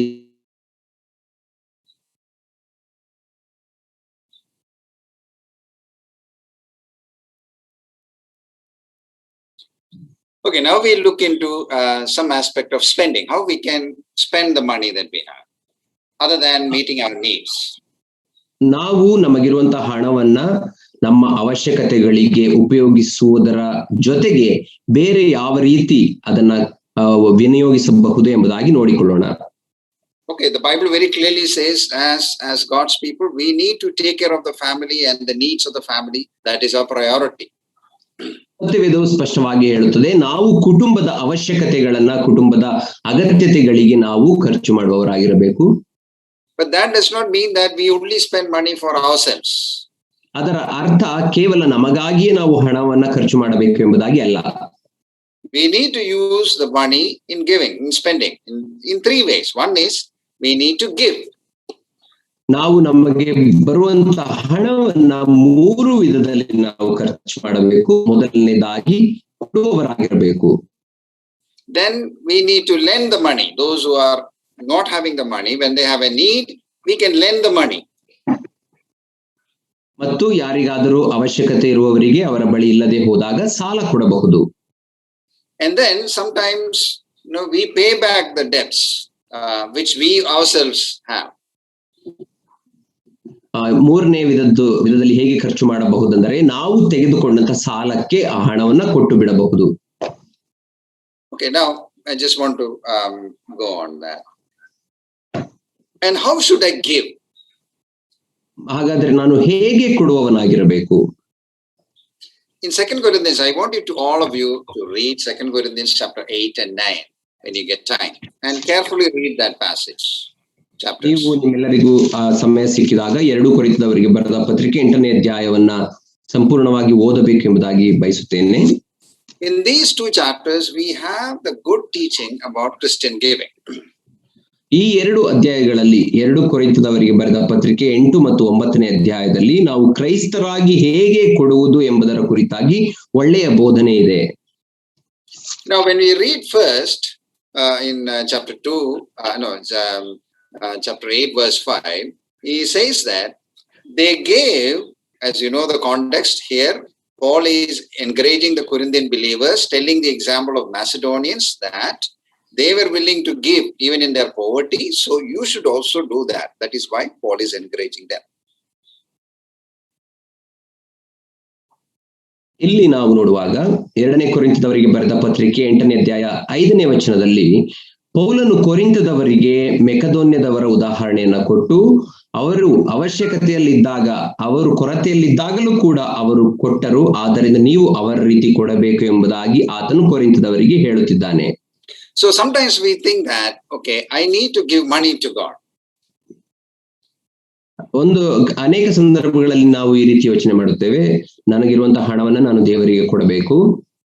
And God is satisfied with that. When I give something to God, God is satisfied with that. ನಾನು ದೇವರಿಗೆ ಏನಾದರೂ ಕಾಣಿಕೆಯನ್ನು ಕೊಡುವಾಗ ದೇವರಿಗೆ ಅದರಿಂದ ಸಮಾಧಾನವಾಗಿದೆ, ಸಂತೃಪ್ತಿಯಾಗಿದೆ ಎಂಬುದಾಗಿ ನಾವು ನೆನೆಸುತ್ತೇವೆ. But the first thing that we need to give is we should give ourselves first and then what we have. ನಂತರ ಮೊದಲನೇದಾಗಿ ನಾವು would you please repeat it, uncle? Yeah, first we should give ourselves to God completely. And then only what we have. ಮೊದಲನೇದಾಗಿ ನಾವು ನಮ್ಮನ್ನೇ ದೇವರಿಗೆ ಅರ್ಪಿಸಬೇಕು, ನಂತರ ನಮ್ಮ ಬಳಿಯಲ್ಲಿರುವಂತದನ್ನು ಆತನಿಗೆ ಕೊಡಬೇಕು. Okay. Secondly, ಎರಡನೇದಾಗಿ, our economic situation is not a reason for not giving. ನಮ್ಮ ಆರ್ಥಿಕ ಪರಿಸ್ಥಿತಿ ನಾವು ದೇವರಿಗೆ ಕೊಡದೇ ಇರುವುದಕ್ಕೆ ಅಥವಾ ಇತರರಿಗೆ ಕೊಡದೇ ಇರುವುದಕ್ಕೆ ಕಾರಣವಾಗಬಾರದು. Because God is not concerned how much I give. ಯಾಕಂದ್ರೆ ದೇವರು ನಾನು ಎಷ್ಟನ್ನ ಕೊಡುತ್ತೇನೆ ಎಂಬುದಾಗಿ ಆತನು ನೋಡುವುದಿಲ್ಲ. God wants me to give. We'll look into that later. God wants me to give. ದೇವರು ನಾನು ಕೊಡಬೇಕು ಎಂಬುದಾಗಿ ಅಷ್ಟೇ ಆತನು ಬಯಸುತ್ತಾನೆ, ನಂತರ ಅದನ್ನು ನೋಡಿಕೊಳ್ಳೋಣ. Sometimes we think, no, I'm so poor, I don't have anything. Sometimes we think in that way. ಅನೇಕ ಸಂದರ್ಭಗಳಲ್ಲಿ ನಾವು ನೆನೆಸುತ್ತೇವೆ, ಅಯ್ಯೋ ನಾನು ಬಡವನು, ನನ್ನ ಬಳಿಯಲ್ಲಿ ಏನೂ ಇಲ್ಲ ಎಂಬುದಾಗಿ ನಾವು ನೆನೆಸುತ್ತೇವೆ. And sometimes we think, okay, it is the rich people, they may give. They have so much money, let them give. ಮತ್ತೆ ನಾವು ಈ ರೀತಿ ಯೋಚನೆ ಮಾಡುತ್ತೇವೆ, ಶ್ರೀಮಂತ ಜನರು, ಹಣ ಹೆಚ್ಚು ಇರುವಂತ ಜನರು, ಅವರು ಕೊಡಬೇಕು, ಅವರು ಕೊಡಲಿ ಬಿಡು ದೇವರಿಗೆ ಎಂಬುದಾಗಿ ನಾವು ನೆನೆಸುತ್ತೇವೆ. Now, many times we know that many of these Western people, like foreigners, they give money. ಅನೇಕ ಸಂದರ್ಭಗಳಲ್ಲಿ ನಾವು ನೋಡುವಾಗ ಪಾಶ್ಚಿಮಾತ್ಯ ಜನರು ಅಥವಾ ವಿದೇಶಿಯರನ್ನ ನೋಡುವಾಗ ಅವರು ದೇವರಿಗೆ ಹಣವನ್ನು ಕೊಡುತ್ತಾರೆ. And we sometimes think that it is out of their surplus they are giving. ಅನೇಕ ಸಂದರ್ಭಗಳಲ್ಲಿ ನಾವು ಯೋಚಿಸುತ್ತೇವೆ, ಅವರಿಗಿರುವಂತಹ ಹೆಚ್ಚಿನ ಹಣದ ನಿಮಿತ್ತದಿಂದ ಅವರು ಕೊಡುತ್ತಿದ್ದಾರೆ ಎಂಬುದಾಗಿ. It is not that. ಆ ರೀತಿ ಅಲ್ಲ. I know one person who goes and works extra time and saves that money and send it to ministries in India. ನನಗೆ ಒಬ್ಬ ವ್ಯಕ್ತಿ ಗೊತ್ತು, ಆತನು ತಾನು ಹೆಚ್ಚು ಸಮಯ ಓವರ್ ಟೈಮ್ ಕೆಲಸವನ್ನ ಮಾಡಿ ಅದರಿಂದ ಸಂಪಾದಿಸಿದ ಹಣವನ್ನ ಆತನು ಭಾರತಕ್ಕೆ ಕಳುಹಿಸುತ್ತಾನೆ. So my economic situation is not a reason for me not to give to the Lord or to others. ನನ್ನ ಆರ್ಥಿಕ ಪರಿಸ್ಥಿತಿ ನಾನು ದೇವರಿಗೆ ಅಥವಾ ಇತರರಿಗೆ ಕೊಡದೇ ಇರುವುದಕ್ಕೆ ಕಾರಣವಾಗಬಾರದು. Then in verse 7 we read that as you increase in faith, you also should increase in giving also. ನಾವು 7ನೇ ವಚನದಲ್ಲಿ ನಾವು ನೋಡುವಾಗ, ನೀವು ಜ್ಞಾನದಲ್ಲಿ ಹೇಗೆ ಹೆಚ್ಚಾಗಿ ಬೆಳೆಯುತ್ತೀರೋ ಅದೇ ರೀತಿ ಕೊಡುವುದರಲ್ಲಿಯೂ ನೀವು ಸಮೃದ್ಧರಾಗಿ ಧರ್ಮ ಕಾರ್ಯ ಮಾಡುವುದರಲ್ಲಿಯೂ ಸಮೃದ್ಧರಾಗಬೇಕು ಎಂದು ಅಲ್ಲಿ ನೋಡುತ್ತೇವೆ. In other words, God expects that we are giving increasing every time. ಇಲ್ಲಿ ನಾವು ನೋಡುವಾಗ ದೇವರು ನಮ್ಮಿಂದ ಬಯಸುವುದೇನೆಂದರೆ ನಾವು ಪ್ರತಿ ಸಾರಿ ಕೊಡುವಂತದ್ದು ಹೆಚ್ಚಾಗಬೇಕು ಎಂಬುದಾಗಿ ಆತನು ಬಯಸುತ್ತಾನೆ. As we know that now, many times I think that many times in believers' life, the only one thing that does not affect inflation is giving. ವಿಶ್ವಾಸಿಯ ಜೀವಿತದಲ್ಲಿ ಕೊಡುವುದಕ್ಕೆ I will give you the example. Then you will be able to understand. For example, now when you look into that, for everything the prices has increased.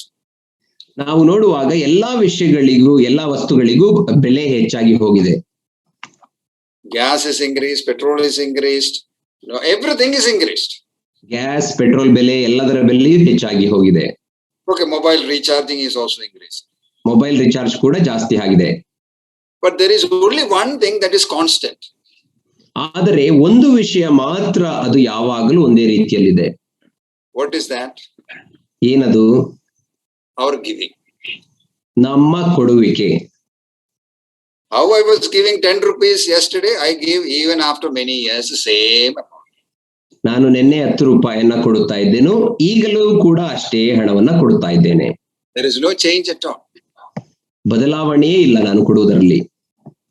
But here Paul is saying, as you read that verse, very interesting, he says, as you increase in your faith, as you excel in everything, in the same way you should also excel in giving.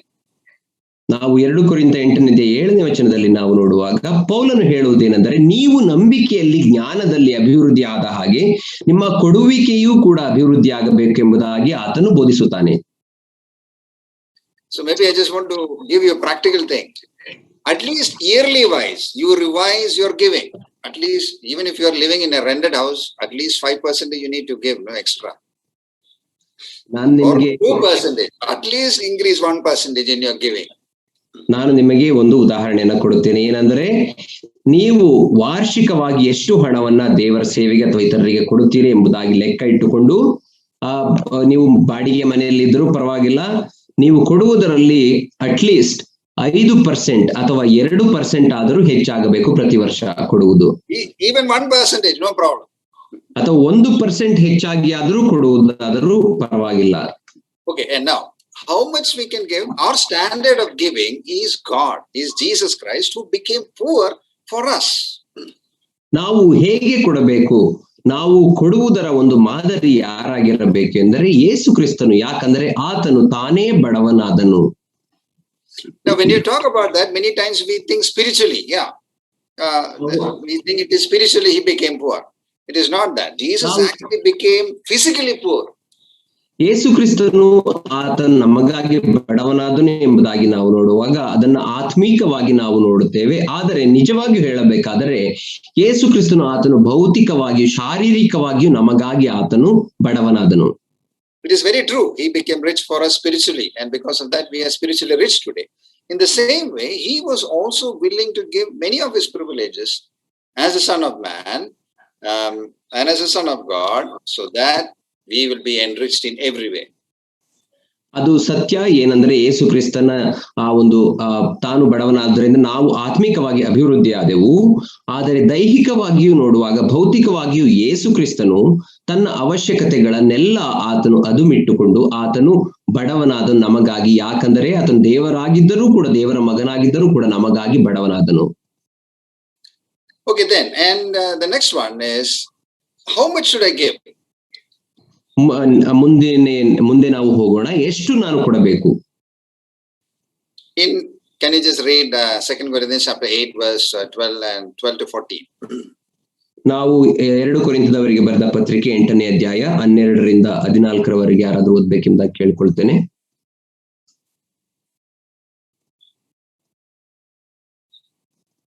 ಒಬ್ಬನು ಕೊಡುವುದಕ್ಕೆ ಮನಸ್ಸುಳ್ಳವನಾಗಿರುವಲ್ಲಿ ಅವನು ತನ್ನಲ್ಲಿ ಇರುವುದಕ್ಕೆ ಅನುಸಾರವಾಗಿ ಕೊಟ್ಟರೆ ಅದು ಸಮರ್ಪಕವಾಗಿರುವುದು. ಅವನಿಗೆ ತನ್ನಲ್ಲಿ ಇರುವುದಲ್ಲಿ ಕೊಡುವುದಕ್ಕೆ, whatever is there at the present he gives according to his ability. ತನ್ನ ಬಳಿಯಲ್ಲಿ ಈಗ ವಾಸ್ತವಿಕವಾಗಿ ಎಷ್ಟು ಇದೆಯೋ ಅದರಲ್ಲಿ ಕೊಡಬೇಕು ಎಂಬುದಾಗಿ ದೇವರು ಬಯಸುತ್ತಾನೆ. Now the other question is, many times we ask, about the tithes, 10% that we read in the Old Testament. ನಾವು ಇನ್ನೊಂದು ಸಾಮಾನ್ಯವಾಗಿ ಕೇಳುವ ಪ್ರಶ್ನೆ ಏನಂದ್ರೆ, ಹಳೆ ಒಡಂಬಡಿಕೆಯಲ್ಲಿ ನೋಡುವ ಹಾಗೆ ದಶಮಾಂಶ ಭಾಗ ಎಷ್ಟು ಕೊಡಬೇಕು ಎಂಬುದಾಗಿ. Yeah, that was very true. In the Old Testament, it was compulsory that you should give 10% for the work of the temple. ಹಳೆ ಒಡಂಬಡಿಕೆಯಲ್ಲಿ ನಾವು ನೋಡುವಾಗ ಅದು ಸತ್ಯವಾಗಿತ್ತು. ಏನಂದ್ರೆ ದಶಮಾಂಶ ಭಾಗವನ್ನ ಅವರು ದೇವಾಲಯದ ಕಾರ್ಯಗಳಿಗಾಗಿ ಕೊಡಬೇಕಾಗಿತ್ತು.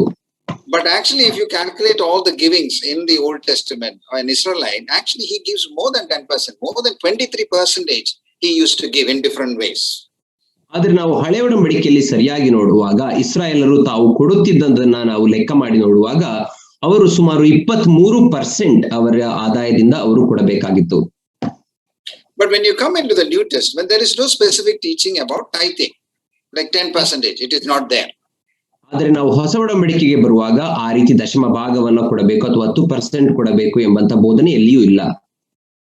It was according to our ability. That is what Paul says. ಇಲ್ಲಿ ಪೌಲನು ಹೇಳುವುದನ್ನು ನಾವು ನೋಡುವಾಗ ನಮ್ಮ ಸಾಮರ್ಥ್ಯಕ್ಕೆ ತಕ್ಕ ಹಾಗೆ ನಾವು ಕೊಡಬೇಕು. So if you have only 100 rupees, you give according to that. ನಿನ್ನ ಬಳಿಯಲ್ಲಿ ಕೇವಲ 100 ರೂಪಾಯಿ ಇರುವುದಾದರೆ ಆ ಸಾಮರ್ಥ್ಯಕ್ಕೆ ತಕ್ಕ ಹಾಗೆ ನೀನು ಕೊಡುವವನಾಗಿರಬೇಕು. If you have 10,000 rupees, you need to act accordingly, not according to 100 rupees. ನಿನ್ನ ಬಳಿಯಲ್ಲಿ 10,000 ಇರುವುದಾದರೆ ಅದಕ್ಕೆ ತಕ್ಕ ಹಾಗೆ ನೀನು ಕೊಡುವವನಾಗಿರಬೇಕು. ಕೇವಲ 100 ರೂಪಾಯಿ ಇರುವನ ಹಾಗೆ ಕೊಡಬಾರದು. I hope you understood that. ನಿಮಗೆ ಅದು ಅರ್ಥವಾಗಿದೆ ಎಂಬುದಾಗಿ ನಾನು ನೆನೆಸುತ್ತೇನೆ. In New Testament, there is no compulsory giving as you saw in the Old Testament. ಹೊಸ ಒಡಂಬಡಿಕೆಯಲ್ಲಿ ನಾವು ಇಷ್ಟೇ ಕೊಡಬೇಕು ಎಂಬುದಾಗಿ ಎಲ್ಲಿಯೂ ನೋಡುವುದಿಲ್ಲ, ಹಳೆ ಒಡಂಬಡಿಕೆಯಲ್ಲಿ ನೋಡುವ ಹಾಗೆ. That is why we read that those who are giving should give gladly, cheerfully, without any compulsion or grudgingly. ಆದ್ದರಿಂದಲೇ ನಾವು ನೋಡುತ್ತೇವೆ, ಕೊಡುವವನು ಆತನು ಸಂತೋಷದಿಂದ, ಯಾವುದೇ ದುಃಖವನ್ನ ಇಟ್ಟುಕೊಳ್ಳದೆ ಸಂತೋಷವಾಗಿ ಕೊಡುವವನಾಗಿರಬೇಕು, ಗುಣಗುಟ್ಟದೆ ಎಂಬುದಾಗಿ ನಾವು ನೋಡುತ್ತೇವೆ.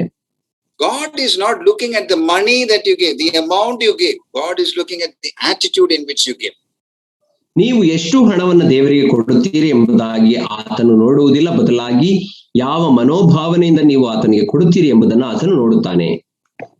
Now the example here about the Macedonian church, they were in poverty and they gave even beyond their ability. That is what we read about them. ನಾವು ಮೆಕೆದೋನ್ಯ ಸಭೆಯವರ ಕುರಿತಾಗಿ ಪೌಲನ ಉದಾಹರಣೆಯನ್ನು ಕೊಡುವಾಗ ನಾವು ನೋಡುತ್ತೇವೆ, ಅವರು ತಾವೇ ಬಡವರಾಗಿದ್ದರೂ ಕೂಡ ತಮ್ಮ ಸಾಮರ್ಥ್ಯಕ್ಕೆ ಮೀರಿ ಅವರು ಹೆಚ್ಚಾಗಿ ಕೊಟ್ಟರು ಎಂಬುದಾಗಿ ಪೌಲನು ಹೇಳುತ್ತಾನೆ. So that is our example. One is we give according to our ability at that particular point of time. ನಾವು ಅದೇ ನಮಗೆ ಮಾದರಿಯಾಗಿರಬೇಕು. ಏನಂದ್ರೆ ಮೊದಲನೇದಾಗಿ ನಾವು ನಮಗಿರುವಷ್ಟು ಹಣದಲ್ಲಿ ನಾವು ಕೊಡುತ್ತೇವೆ. And then sometimes beyond our ability also. ಮತ್ತು ಕೆಲವು ಸಂದರ್ಭಗಳಲ್ಲಿ ನಮ್ಮ ಸಾಮರ್ಥ್ಯಕ್ಕೆ ಮೀರಿ ನಾವು ಕೊಡುವವರಾಗಿರಬೇಕು. And we should give cheerfully and joyfully to the Lord. ನಾವು ದೇವರಿಗೆ ಕೊಡುವಾಗ, ಇತರರಿಗೆ ಕೊಡುವಾಗ ಸಂತೋಷದಿಂದ ನಾವು ಹರ್ಷ ಹೃದಯದಿಂದ ಕೊಡುವವರಾಗಿರಬೇಕು. And then in 1 Corinthians chapter 16 verse 2, I was just saying about that. You need to plan and give regularly. 1 ಕೊರಿಂಥ 16ನೇ ಅಧ್ಯಾಯ 2ನೇ ವಚನದಲ್ಲಿ ನಾವು ನೋಡಿಕೊಳ್ಳುವ ಹಾಗೆ ನಾವು ಯೋಜನೆಯನ್ನ ಮಾಡುವವರಾಗಿ, ನಿಯಮಿತವಾದ ಯೋಜನೆಯನ್ನ ಮಾಡುವವರಾಗಿ ಕೊಡಬೇಕು. And also give regularly. ಮತ್ತು ನಿರಂತರವಾಗಿ ಕೊಡುವವರಾಗಿರಬೇಕು. So, for example, if you get a salary, in the beginning itself, you decide you just separate the money that you want to give away, and then only you touch the remaining portion. ನೀವು ನಿಮಗೆ ಸಂಬಳ ಬರುವಾಗ ನೀವು ಮೊದಲೇ ಯೋಚಿಸಬೇಕು, ಏನಂದರೆ ನಾನು ಎಷ್ಟು ಹಣವನ್ನ ದೇವರ ಸೇವೆಗೆ ಕೊಡುತ್ತೀನಿ ಎಂಬುದಾಗಿ ಮೊದಲೇ ನಿರ್ಧರಿಸಿಕೊಂಡು ಆ ಹಣವನ್ನು ಮುಟ್ಟಬಾರದು. ಉಳಿದ ಹಣವನ್ನು ನೀವು ಖರ್ಚು ಮಾಡಬೇಕು. Yeah, I'm just taking few more minutes. I just want to finish it of this. Okay. ನಾನು ಇನ್ನು ಕೆಲವು ನಿಮಿಷಗಳನ್ನು ತೆಗೆದುಕೊಂಡು ನಾನು ಮುಗಿಸುತ್ತೇನೆ. Okay. Whom should I give? ಯಾರಿಗೆ ನಾನು ಕೊಡಬೇಕು? Number one, we see in the scriptures, we need to bring it to the church. We need to give it to the church. ಮೊದಲನೇದಾಗಿ ದೇವರ ವಾಕ್ಯದಲ್ಲಿ ನಾವು ನೋಡುತ್ತೇವೆ, ಸಭೆಗೆ ತೆಗೆದುಕೊಂಡು ಬರಬೇಕು. Why we give it to the church? Because the church is using that money to give it for the ministry and those who are in need and all those kind of things. ಯಾಕೆ ನಾವು ಸಭೆಗೆ ಕೊಡಬೇಕು ಅಂದರೆ, ಸಭೆ ಆ ಹಣವನ್ನ ಸೇವೆಗಾಗಿ ಮತ್ತು ಅಗತ್ಯತೆ ಇರುವವರಿಗಾಗಿ ಉಪಯೋಗಿಸುತ್ತದೆ. So we need to bring it to the church. ಆದ್ದರಿಂದ ನಾವು ಅದನ್ನ ಸಭೆಗೆ ತೆಗೆದುಕೊಂಡು ಬರಬೇಕು. And then whom should we need to give money to those people who are ministering to us, for whom we have been spiritually benefited. We need to give money to them. ನಾವು ಇನ್ನು ಯಾರಿಗೆ ಹಣವನ್ನು ಕೊಡಬೇಕೆಂಬುದಾಗಿ ನಾವು ನೋಡುವಾಗ, ನಮಗೆ ಆತ್ಮೀಕವಾಗಿ ಬೆಳೆಸುವಂತಹ ವ್ಯಕ್ತಿಗಳಿಗೆ, ಅವರಿಂದ ನಮಗೆ ಆತ್ಮಿಕ ಪ್ರಯೋಜನವಾಗುತ್ತಾ ಇರುವಾಗ ಅಂಥ ವ್ಯಕ್ತಿಗಳಿಗೆ ನಾವು ಕೊಡುವವರಾಗಿರಬೇಕು. Okay, and then we need to give it to God's servants, missionaries. ಮೂರನೇದಾಗಿ ನಾವು ಯಾರಿಗೆ ಕೊಡಬೇಕೆಂದರೆ ದೇವರ ಸೇವಕರಿಗೆ ನಾವು ಕೊಡಬೇಕು. Okay, we need to give it to the missionaries, those who are in need, those who are serving. We need to give it to them. ನಾವು ದೇವರ ಸೇವೆಯಲ್ಲಿ ಇರುವಂತವರಿಗೆ ಮತ್ತು ಮಿಷನರಿಗಳಿಗೆ, ಅಗತ್ಯತೆಯಲ್ಲಿ ಇರುವಂತಹ ಮಿಷನರಿಗಳಿಗೆ ನಾವು ಕೊಡಬೇಕು. And then we need to give it to the poor and needy. ಮತ್ತು ನಾಲ್ಕನೇದಾಗಿ ನಾವು ಅಗತ್ಯತೆಯಲ್ಲಿರುವವರಿಗೆ ಮತ್ತು ಬಡವರಿಗೆ ಕೊಡಬೇಕು. And when I said needy, means, for example, some people may needy because of certain circumstances in their life. ಅಗತ್ಯತೆ ಇರುವವರಿಗೆ ಕೊಡಬೇಕು ಎಂಬುದಾಗಿ ನಾನು ಹೇಳುವಾಗ ಅದರ ಏನೆಂದರೆ, ಅವರ ಜೀವಿತದ ಪರಿಸ್ಥಿತಿಯ ಸಲುವಾಗಿ ಕೆಲವರಿಗೆ ಅವಶ್ಯಕತೆ ಇರುತ್ತದೆ. Maybe suddenly some sickness happened or some other problem happened and they are not able to meet. So those are the people who are needy. We need to support them. We need to give them. Even though they may have money, but at that point of time, they may not have it. So we need to help them. ನಾವು ಕೆಲವರನ್ನ ನೋಡುವಾಗ ಅವರ ಬಳಿಯಲ್ಲಿ ಹಣವಿದ್ದರೂ ಕೂಡ ತಕ್ಷಣವಾಗಿ ಯಾವುದೋ ಒಂದು ಅವಶ್ಯಕತೆ ಅಥವಾ ಹಣದ ಅಭಾವ ಬರುವಾಗ, ಅವರಿಗೆ ಆರೋಗ್ಯದ ನಿಮಿತ್ತವಾಗಿಯೋ ಯಾವ ಕಾರಣದ ನಿಮಿತ್ತವಾಗಿಯೋ ತಕ್ಷಣಕ್ಕೆ ಹಣದ ಅಭಾವ ಬರುವಾಗ ಅಂತವರಿಗೆ ನಾವು ಕೊಡಬೇಕು. And we should be very considerate to the poor. ಮತ್ತು ಬಡವರ ಕುರಿತಾಗಿ ನಾವು ಹೆಚ್ಚು ಆಸಕ್ತಿ ಉಳ್ಳವರಾಗಿರಬೇಕು. Because God's word very clearly says that we should take care of them. ಯಾಕಂದ್ರೆ ದೇವರ ವಾಕ್ಯ ಸ್ಪಷ್ಟವಾಗಿ ಹೇಳುತ್ತದೆ, ನಾವು ಬಡವರಿಗೆ ಆರೈಕೆ ಮಾಡುವವರಾಗಿರಬೇಕು ಎಂಬುದಾಗಿ. And finally, we should be open to God's Spirit whenever God encourages us or whenever God stimulates us in our heart and brings somebody who is in need before us. We need to respond to God's Spirit in our lives.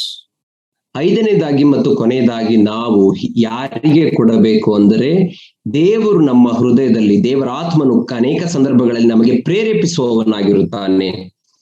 ಅವಶ್ಯಕತೆ ಇರುವವರ ಅವಶ್ಯಕತೆಗೆ ತಕ್ಕ ಹಾಗೆ ಪವಿತ್ರ ಆತ್ಮನು ನಮ್ಮನ್ನು ಅನೇಕ ಸಂದರ್ಭಗಳಲ್ಲಿ ಪ್ರೇರೇಪಿಸುವಾಗ ಆ ಪ್ರೇರಣೆಗೆ ತಕ್ಕ ಹಾಗೆ ನಾವು ಕೊಡಬೇಕು. I have heard many times when some people, they said that God encouraged me. Suddenly I remembered one name and I was forced to send some money to that person. And when you listen to the story, they were in difficult needs, and at that right time, this brother sent the money to them. ಅನೇಕ ವ್ಯಕ್ತಿಗಳು ಈ ರೀತಿ ಸಾಕ್ಷಿ ಕೊಡುವುದನ್ನು ನಾನು ಕೇಳಿದ್ದೇನೆ. ಏನೆಂದರೆ, ದೇವರು ನನ್ನ ಹೃದಯದಲ್ಲಿ ಪ್ರೇರೇಪಣೆಯನ್ನ ಕೊಟ್ಟರು, ಇಂಥವರಿಗೆ ಇಷ್ಟು ಹಣವನ್ನ ಕಳಿಸಿಕೊಡು ಎಂಬುದಾಗಿ, ಆದ್ದರಿಂದ ನಾನು ಕಳಿಸಿಕೊಟ್ಟೆ ಎಂಬುದಾಗಿ ನಾವು ನೋಡುತ್ತೇವೆ. ಆ ವ್ಯಕ್ತಿಯ ಜೀವಿತವನ್ನ ನಾವು ನೋಡುವಾಗ ನಿಜವಾಗಿಯೂ ಅಂತವರಿಗೆ ಅವಶ್ಯಕತೆ ಇದ್ದದರಿಂದ ದೇವರು ಅವರ ಹೃದಯದಲ್ಲಿ ಪ್ರೇರೇಪಿಸಿ ಅಂತ ವ್ಯಕ್ತಿಗೆ ಕೊಡುವ ಹಾಗೆ ಪ್ರೇರೇಪಣೆ ಮಾಡುತ್ತಾನೆ. Okay, now here are some practical tips. ಇಲ್ಲಿ ಕೆಲವು ಪ್ರಾಯೋಗಿಕವಾದಂತಹ ಕೆಲವು ಟಿಪ್ಸ್ ಗಳನ್ನು ಕೊಡುತ್ತೇನೆ. One is you should have a budget for your money. ಮೊದಲನೇದಾಗಿ ನೀವು ನಿಮ್ಮ ಬಳಿಗೆ ಬರುವಂತಹ ಆದಾಯ ಅಥವಾ ಹಣದ ಒಂದು ಬಜೆಟ್ ಅನ್ನು ಹೊಂದಿದವರಾಗಿರಬೇಕು. You should really know how the money is coming and how the money is going. ನೀವು ನಿಮ್ಮ ಹಣ ಎಲ್ಲಿಂದ ಬರುತ್ತಾ ಇದೆ, ಹೇಗೆ ಖರ್ಚಾಗುತ್ತಾ ಇದೆ ಎಂಬುದಾಗಿ ತಿಳಿದವರಾಗಿರಬೇಕು. Actually, now if you are using mobile phones, there are so many apps which can help you on that. Use some apps to manage your money. ನೀವು ಮೊಬೈಲ್ ಫೋನ್ ನ ಉಪಯೋಗಿಸುತ್ತಿರುವುದಾದರೆ ನಿಮ್ಮ ಹಣವನ್ನು ನಿರ್ವಹಿಸಲಿಕ್ಕೆ ಅನೇಕ ಆಪ್ಗಳುಂಟು. ಆ ರೀತಿ ಆಪ್ಗಳನ್ನು ಉಪಯೋಗಿಸಿ ಹೇಗೆ ನಿಮ್ಮ ಹಣ ಖರ್ಚಾಗುತ್ತಾ ಇದೆ ಎಂಬುದಾಗಿ ತಿಳಿದುಕೊಳ್ಳಿರಿ. Or you just take a small notebook, right? Whenever you spend some money, you just write it down. ಅಥವಾ ಒಂದು ಸಣ್ಣ ನೋಟ್ಬುಕ್ ಅನ್ನು ತೆಗೆದುಕೊಂಡು ನೀವು ಹಣವನ್ನು ಖರ್ಚು ಮಾಡುವಾಗ ಅದನ್ನು ಬರೆದುಕೊಳ್ಳಿ. And I want you to make maybe at least 1 month or continue that, and then see how much you give for God's work. ನೀವು ಆ ರೀತಿ ಒಂದು ವಾರ, 1 ತಿಂಗಳು ಅಥವಾ 2 ತಿಂಗಳು ನೋಡಿರಿ. ಆಗ ನೀವು ಎಷ್ಟು ಹಣವನ್ನು ದೇವರಿಗಾಗಿ ಕೊಡುತ್ತಾ ಇದ್ದೀರಿ ಎಂಬುದಾಗಿ ಲೆಕ್ಕ ಹಾಕಿರಿ. And also you can see what are some of the expenses which unwanted expenses I can cut down, so that I can use that money for giving to others. ನೀವು ಹಾಗೆ ಅನಾವಶ್ಯಕವಾಗಿ ನಾನು ಎಲ್ಲಿ ಹಣವನ್ನ ಖರ್ಚು ಮಾಡುತ್ತಾ ಇದ್ದೇನೆ ಅದನ್ನ ನಿಲ್ಲಿಸಬೇಕು ಎಂಬುದಾಗಿ ನೀವು ಅದರ ಮೂಲಕ ತಿಳಿದುಕೊಳ್ಳಬಹುದು. ಆಗ ಆ ಉಳಿಸಿದಂತ ಹಣವನ್ನ ನೀವು ದೇವರ ಸೇವೆಗೆ ಕೊಡಬಹುದು. Sacrifice and give. ಸ್ಯಾಕ್ರಿಫೈಸ್, ತ್ಯಾಗಪೂರ್ವಕವಾಗಿ ಕೊಡುವವರಾಗಿರಿ. Thank you Jason. Yeah. So, for example, I just still remember in my life, I am in ministry for many years. I was initially working with students. ನಾನು ನನ್ನ ಸೇವೆಯ ಮೊದಲನೆಯ ದಿನಗಳನ್ನು ನಾನು ನೋಡುವಾಗ ನಾನು ವಿದ್ಯಾರ್ಥಿಗಳೊಟ್ಟಿಗೆ ಸೇವೆ ಮಾಡುತ್ತಾ ಇದ್ದೆನು. So one day a young student came to me and gave me 500 rupees. Maybe it was around maybe like 15 years ago. ಆ ಒಂದು ದಿನ ಒಬ್ಬ ವಿದ್ಯಾರ್ಥಿ ಬಂದು 15 ವರ್ಷಗಳ ಹಿಂದೆ ಸುಮಾರು ನನಗೆ 500 ರೂಪಾಯಿಗಳನ್ನ ಕೊಟ್ಟನು. And it was a big amount at that time. ಆ ಸಮಯದಲ್ಲಿ ಅದು ಅತ್ಯಂತ ದೊಡ್ಡ ಹಣವಾಗಿತ್ತು. So I asked, how did you get this money? ನಾನು ಆತನಿಗೆ ಕೇಳಿದೆನು, ಹೇಗೆ ಈ ಹಣ ನಿನಗೆ ಸಿಕ್ಕಿತು? So he said that he was studying in a college, and he said that my mother gave me money as we were going for a study tour. For spending, he gave me that money. My mother gave the money for spending. ಆತನು ಹೇಳಿದನು, ನಿನಗೆ ಹಣ ಹೇಗೆ ಬಂತು ಎಂಬುದಾಗಿ ಹೇಳುವಾಗ ನನ್ನ ಹಣ ಕೊಟ್ಟಳು, ಆ ಹಣವನ್ನು ನಾನು ಕೂಡಿಸಿಟ್ಟೆನು. And then he said, without spending, even though we went and had the tour and all that, I didn't spend that money. I wanted to come and give it for God's work. So I just want to give it to you as my gift. ನಾನು ಒಂದು ಪ್ರವಾಸಕ್ಕೆ ಹೋಗುವಾಗ ನನ್ನ ತಾಯಿ ಖರ್ಚು ಮಾಡಲಿಕ್ಕೆ ಹಣವನ್ನ ಕೊಟ್ಟಳು. ಆ ಹಣವನ್ನ ನಾನು ಖರ್ಚು ಮಾಡದೆ ಹಾಗೆ ಅದನ್ನು ಉಳಿಸಿಟ್ಟುಕೊಂಡು ತಂದೆನು. ಅದನ್ನ ನಿಮಗೆ ಕೊಡಬೇಕು ಎಂಬ ಮನಸ್ಸಾದ್ದರಿಂದ ನಿಮಗೆ ಕೊಡುತ್ತಿದ್ದೇನೆ ಎಂದಾಗಿ ಹೇಳಿದೆನು. See, that is sacrificial giving. ಅದೇ ತ್ಯಾಗಪೂರ್ವಕವಾದ ಕೊಡುವಿಕೆ. Are we giving sacrificially? ನಾವು ತ್ಯಾಗಪೂರ್ವಕವಾಗಿ ಕೊಡುತ್ತಿದ್ದೇವಾ? And then give to somebody who, for example, support a poor student for their studies. ಮತ್ತು ಈ ರೀತಿಯು ನೀವು ಹಣವನ್ನು ಕೊಡಬಹುದು. ಯಾರಿಗೆ ಹಣವನ್ನು ಕೊಡಬಹುದೆಂದರೆ ಬಡ ವಿದ್ಯಾರ್ಥಿಗಳಿಗೆ ಸಹಾಯವಾಗಲಿಕ್ಕೆ ನೀವು ಹಣ ಕೊಡಬಹುದು. If you know some missionaries, give it to them. Maybe some missionaries in North India, as a youth group, you send money, you take some offerings and send it regularly. ಯಾರಾದ್ರೂ ದೇವರ ಸೇವಕರಿಗೆ, ಉತ್ತರ ಭಾರತದಲ್ಲಿರುವಂತಹ ದೇವರ ಸೇವಕರಿಗೆ ನೀವು ಹಣವನ್ನು ಕಳಿಸಿಕೊಡಬಹುದು. ನೀವು ಒಂದು ಚಿಕ್ಕ ಯವನಸ್ಥ ಗುಂಪಾಗಿ ಆ ಹಣವನ್ನು ಸಂಗ್ರಹಿಸಿ ಆ ಹಣವನ್ನು ಕಳುಹಿಸಿಕೊಡಬಹುದು. Or maybe some evangelist among your itself. No, in Karnataka itself, there are so many of them which are in need. You give it to them. ಅಥವಾ ನಿಮ್ಮ ಮಧ್ಯದಲ್ಲೇ ಇರುವಂತಹ ಯಾರಾದ್ರೂ ಸ್ವಾರ್ಥ ಸೇವಕರು, ಅವಶ್ಯಕತೆ ಇರುವಂತಹ ಸ್ವಾರ್ಥ ಸೇವಕರಿಗೆ ನೀವು ಹಣವನ್ನ ಕೂಡಿಸಿ ಕೊಡಬಹುದು. Many times they will not come and ask you if they have a need. ಅನೇಕ ಸಂದರ್ಭಗಳಲ್ಲಿ ಅವರಿಗೆ ಅವಶ್ಯಕತೆ ಇದ್ದರೂ ಕೂಡ ಅವರು ನಿಮ್ಮ ಬಳಿಗೆ ಬಂದು ಹಣಕ್ಕಾಗಿ ಕೇಳುವುದಿಲ್ಲ. So that is why you love them and then give them in supporting them. ಆದ್ದರಿಂದಲೇ ನೀವೇ ಅವರನ್ನ ಪ್ರೀತಿಸುವವರಾಗಿ ಅವರ ಸಹಾಯಕ್ಕಾಗಿ ಹಣವನ್ನು ಕೊಡುವವರಾಗಿರಬೇಕು. Now the question is, as Ranjan was saying, sometimes somebody, I think Josh was saying that sometimes we think that when we give, we may lose our money. Jason ಅವರು ಹೇಳಿದ ಹಾಗೆ ನಾವು ಅನೇಕ ಸಂದರ್ಭಗಳಲ್ಲಿ ಈ ರೀತಿ ನೆನೆಸುತ್ತೇವೆ, ನಾನು ಹಣವನ್ನ ಕೊಡುವುದಾದರೆ ನನಗೆ ಹಣದ ಕೊರತೆ ಆಗುತ್ತದೆ ಎಂಬ ಕಾರಣದಿಂದ ಕೊಡುವುದಿಲ್ಲ. But here is one verse I just want to leave you, and you write in this verse, Hebrews chapter 13 verse 5 to 6. ಆದರೆ ಇಲ್ಲಿ ಒಂದು ವಚನವಿದೆ, ಈ ವಚನವನ್ನು ನೀವೆಲ್ಲರೂ ಬರೆದಿಟ್ಟುಕೊಳ್ಳಬೇಕೆಂಬುದಾಗಿ ನಾನು ಬಯಸುತ್ತೇನೆ. ಇಬ್ರಿಯ 13ನೇ ಅಧ್ಯಾಯ 5ರಿಂದ 6ನೇ ವಚನ. Here the Hebrew writer is saying, keep your life free from the love of money and be content with what you have, for he has said, I will never leave you nor forsake you. So we can confidentially say, the Lord is my helper, I will not fear, what can man do to me? ಇಲ್ಲಿ ಆತನು ಹೇಳುವುದೇನೆಂದರೆ, ಇಬ್ರಿಯ ಬರಹಗಾರನು ಹಣದಾಶೆ ಉಳ್ಳವರ ದ್ರವ್ಯಾಶೆ ಇಲ್ಲದವರಾಗಿರಿ, ನಿಮಗಿರುವುದರಲ್ಲಿ ತೃಪ್ತರಾಗಿರಿ, ನಾನು ನಿಮ್ಮನ್ನು ಎಂದಿಗೂ ಕೈ ಬಿಡುವುದಿಲ್ಲ, ಎಂದಿಗೂ ತೊರೆಯುವುದಿಲ್ಲ ಎಂದು ದೇವರು ತಾನೇ ಹೇಳಿದ್ದಾನೆ. ಆದ್ದರಿಂದ ಕರ್ತನು ನನ್ನ ಸಹಾಯಕನು, ಭಯಪಡೆನು, ಮನುಷ್ಯನು ನನಗೆ ಏನು ಮಾಡಾನು ಎಂದು ನಾವು ಧೈರ್ಯವಾಗಿ ಹೇಳಬಲ್ಲೆವು. ನಿಮಗೆ ದೇವರ ವಾಕ್ಯವನ್ನು ತಿಳಿಸಿದ ನಿಮ್ಮ So here it says, you keep your love from love of money. ಇಲ್ಲಿ ನಮಗೆ ಹೇಳುತ್ತಾ ಇರೋದೇನೆಂದರೆ, ಹಣದಾಶೆ ದ್ರವ್ಯಾಶೆ ಇಲ್ಲದವರಾಗಿರ್ರಿ. And then he says, you be content in what you have. ನಂತರ ಆತನು ಹೇಳುತ್ತಾನೆ, ನಿಮಗಿರುವುದರಲ್ಲಿ ತೃಪ್ತರಾಗಿರ್ರಿ. And then he says, I will never leave you nor forsake you. ನಂತರ ಆತನು ಹೇಳ್ತಾನೆ, ನಾನು ನಿಮ್ಮನ್ನು ತೊರೆಯುವುದಿಲ್ಲ, ಕೈ ಬಿಡುವುದಿಲ್ಲ. I can tell you that if you use your resources for God's sake, for God's kingdom, I can guarantee you that you will never be in need, because he very clearly says, I will never leave you nor forsake. ನಾನು ನಿಮಗೆ ಗ್ಯಾರಂಟಿಯಾಗಿ ಹೇಳುತ್ತೇನೆ, ಏನೆಂದರೆ ದೇವರು ಆತನು ಹೇಳುತ್ತಾನೆ, ನಾನು ನಿಮ್ಮನ್ನ ತೊರೆಯುವುದಿಲ್ಲ, ಕೈ ಬಿಡುವುದಿಲ್ಲ ಎಂಬುದಾಗಿ. ಆದ್ದರಿಂದ ನೀವು ನಿಮ್ಮ ಹಣವನ್ನ ದೇವರ ಸೇವೆಗಾಗಿ ಉಪಯೋಗಿಸುವುದಾದರೆ ಆತನು ನಿಮ್ಮನ್ನ ಎಂದಿಗೂ ಕೈ ಬಿಡುವುದಿಲ್ಲ. Because God is my helper. ಯಾಕಂದರೆ ದೇವರು ನನಗೆ ಸಹಾಯಕನು. I will not fear. ನಾನು ಭಯಪಡೆನು. We don't have much time to go into that, but I just wanted to give you this. When you give your resources, when you use your resources for God's purposes, you will never lack. ನಮಗೆ ಅದನ್ನ ದೀರ್ಘವಾಗಿ ನೋಡಿಕೊಳ್ಳಲಿಕ್ಕೆ ಸಮಯವಿಲ್ಲ. ಆದ್ರೆ ನಾನು ಹೇಳಲಿಕ್ಕೆ ಬಯಸುವುದೇನೆಂದರೆ, ನೀವು ನಿಮ್ಮ ಹಣವನ್ನ ದೇವರ ಸೇವೆಗಾಗಿ ಉಪಯೋಗಿಸುವಾಗ ನಿಮಗೆ ಯಾವ ಕೊರತೆಯೂ ಇರುವುದಿಲ್ಲ. Because that is the promise of God. ಯಾಕಂದ್ರೆ ಅದೇ ದೇವರ ವಾಗ್ದಾನವಾಗಿದೆ. And he is your helper. ಯಾಕಂದ್ರೆ ಆತನು ನಿಮಗೆ ಸಹಾಯಕನು. Even in the book of Proverbs, it says, those who give money to the poor, he is lending to God. ನಾವು ಜ್ಞಾನೋಕ್ತಿಯ ಪುಸ್ತಕದಲ್ಲಿಯೂ ಕೂಡ ನಾವು ನೋಡಿಕೊಳ್ಳುವಾಗ ಅಲ್ಲಿ ಹೀಗೆ ಹೇಳುತ್ತದೆ, ಬಡವರಿಗೆ ಸಾಲ ಕೊಡುವವನು, ಬಡವರಿಗೆ ಸಹಾಯ ಮಾಡುವವನು ದೇವರಿಗೆ ಸಾಲ ಕೊಡುತ್ತಾನೆ. If you give loan to God, will not God give it back to you? ನೀವು ದೇವರಿಗೆ ಸಾಲ ಕೊಡುವುದಾದರೆ ದೇವರು ಅದನ್ನು ಹಿಂತಿರುಗಿಸಿ ನಿಮಗೆ ಕೊಡುವುದಿಲ್ಲವೇ? So let us joyfully give. ಆದ್ದರಿಂದ ನಾವು ಸಂತೋಷವಾಗಿ ಕೊಡುವವರಾಗಿರೋಣ. Regularly give. ನಾವು ನಿಯಮಿತವಾಗಿ ಕೊಡುವವರಾಗಿರೋಣ.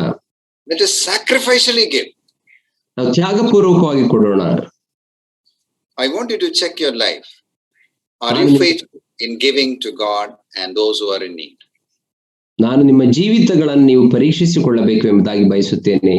ನಾವು ದೇವರಿಗೆ ಮತ್ತು ಅವಶ್ಯಕತೆ ಇರುವವರಿಗೆ ಕೊಡುವುದರಲ್ಲಿ ನಂಬಿಗಸ್ತರಾಗಿದ್ದೇವಾ? You see, one of the things why our lives are not blessed is because we are not giving. ನಾವು ನೋಡುವಾಗ ನಮ್ಮ ಜೀವಿತ ಯಾಕೆ ಆಶೀರ್ವಾದ ಜೀವಿತ ಆಗಿರುವುದಿಲ್ಲ ಎಂಬುದಾಗಿ ನೋಡುವುದಾದರೆ ನಾವು ಕೊಡುವುದಿಲ್ಲ ಆದ ಕಾರಣ. You go and read 2 Corinthians chapter 9, fully, and then you see what is the blessing for those who give. ನೀವು ಮನೆಗೆ ಹೋಗಿ 2 ಕೊರಿಂಥದವರಿಗೆ ಬರೆದ ಪತ್ರಿಕೆ 9ನೇ ಅಧ್ಯಾಯವನ್ನು ಸಂಪೂರ್ಣವಾಗಿ ನೀವು ಓದಿರಿ. ಅಲ್ಲಿ ಕೊಡುವವರಿಗೆ ಬರುವ ಆಶೀರ್ವಾದಗಳ ಕುರಿತಾಗಿ ತಿಳಿಸಲ್ಪಟ್ಟಿದೆ. There God very clearly promises He will give the bread and He will give the seed you give, so that you can give more. ಅಲ್ಲಿ ಸ್ಪಷ್ಟವಾಗಿ ಹೇಳಲ್ಪಟ್ಟಿದೆ ಏನಂದ್ರೆ, ದೇವರು ಆಹಾರವನ್ನ ಒದಗಿಸುವಾತನು ಆತನೇ, ಬೀಜವನ್ನ ಒದಗಿಸುವಾತನು ಆತನೇ. ನೀವು ಕೊಡುವಾಗ ಆತನು ನಿಮಗೆ ಯಥೇಚ್ಛವಾಗಿ ಕೊಡುತ್ತಾನೆ. In every way, He says He will bless you in every way. ಆತನು ಎಲ್ಲಾ ವಿಧದಲ್ಲಿ ನಿಮ್ಮನ್ನು ಆಶೀರ್ವದಿಸುತ್ತಾನೆ ಎಂಬುದಾಗಿ ಪೌಲನು ಹೇಳುತ್ತಾನೆ. So may God help us to not to love money, but to love God and use our money to serve God and serve others. ಆದ್ದರಿಂದ ದೇವರು ನಮ್ಮನ್ನ ಸಹಾಯ ಮಾಡಲಿ. ಹಣವನ್ನ ಪ್ರೀತಿಸದವರಾಗಿರುವ ಹಾಗೆ, ದೇವರನ್ನ ಪ್ರೀತಿಸುವ ಹಾಗೆ ಮತ್ತು ದೇವರಿಗೆ ಮತ್ತು ಅವಶ್ಯಕತೆ ಇರುವವರಿಗೆ ಕೊಡುವ ಹಾಗೆ ದೇವರು ನಮ್ಮನ್ನ ಆಶೀರ್ವದಿಸಲಿ. May the Lord bless these words to us. ದೇವರು ಈ ವಾಕ್ಯಗಳನ್ನು ನಮಗೆ ಆಶೀರ್ವದಿಸಲಿ.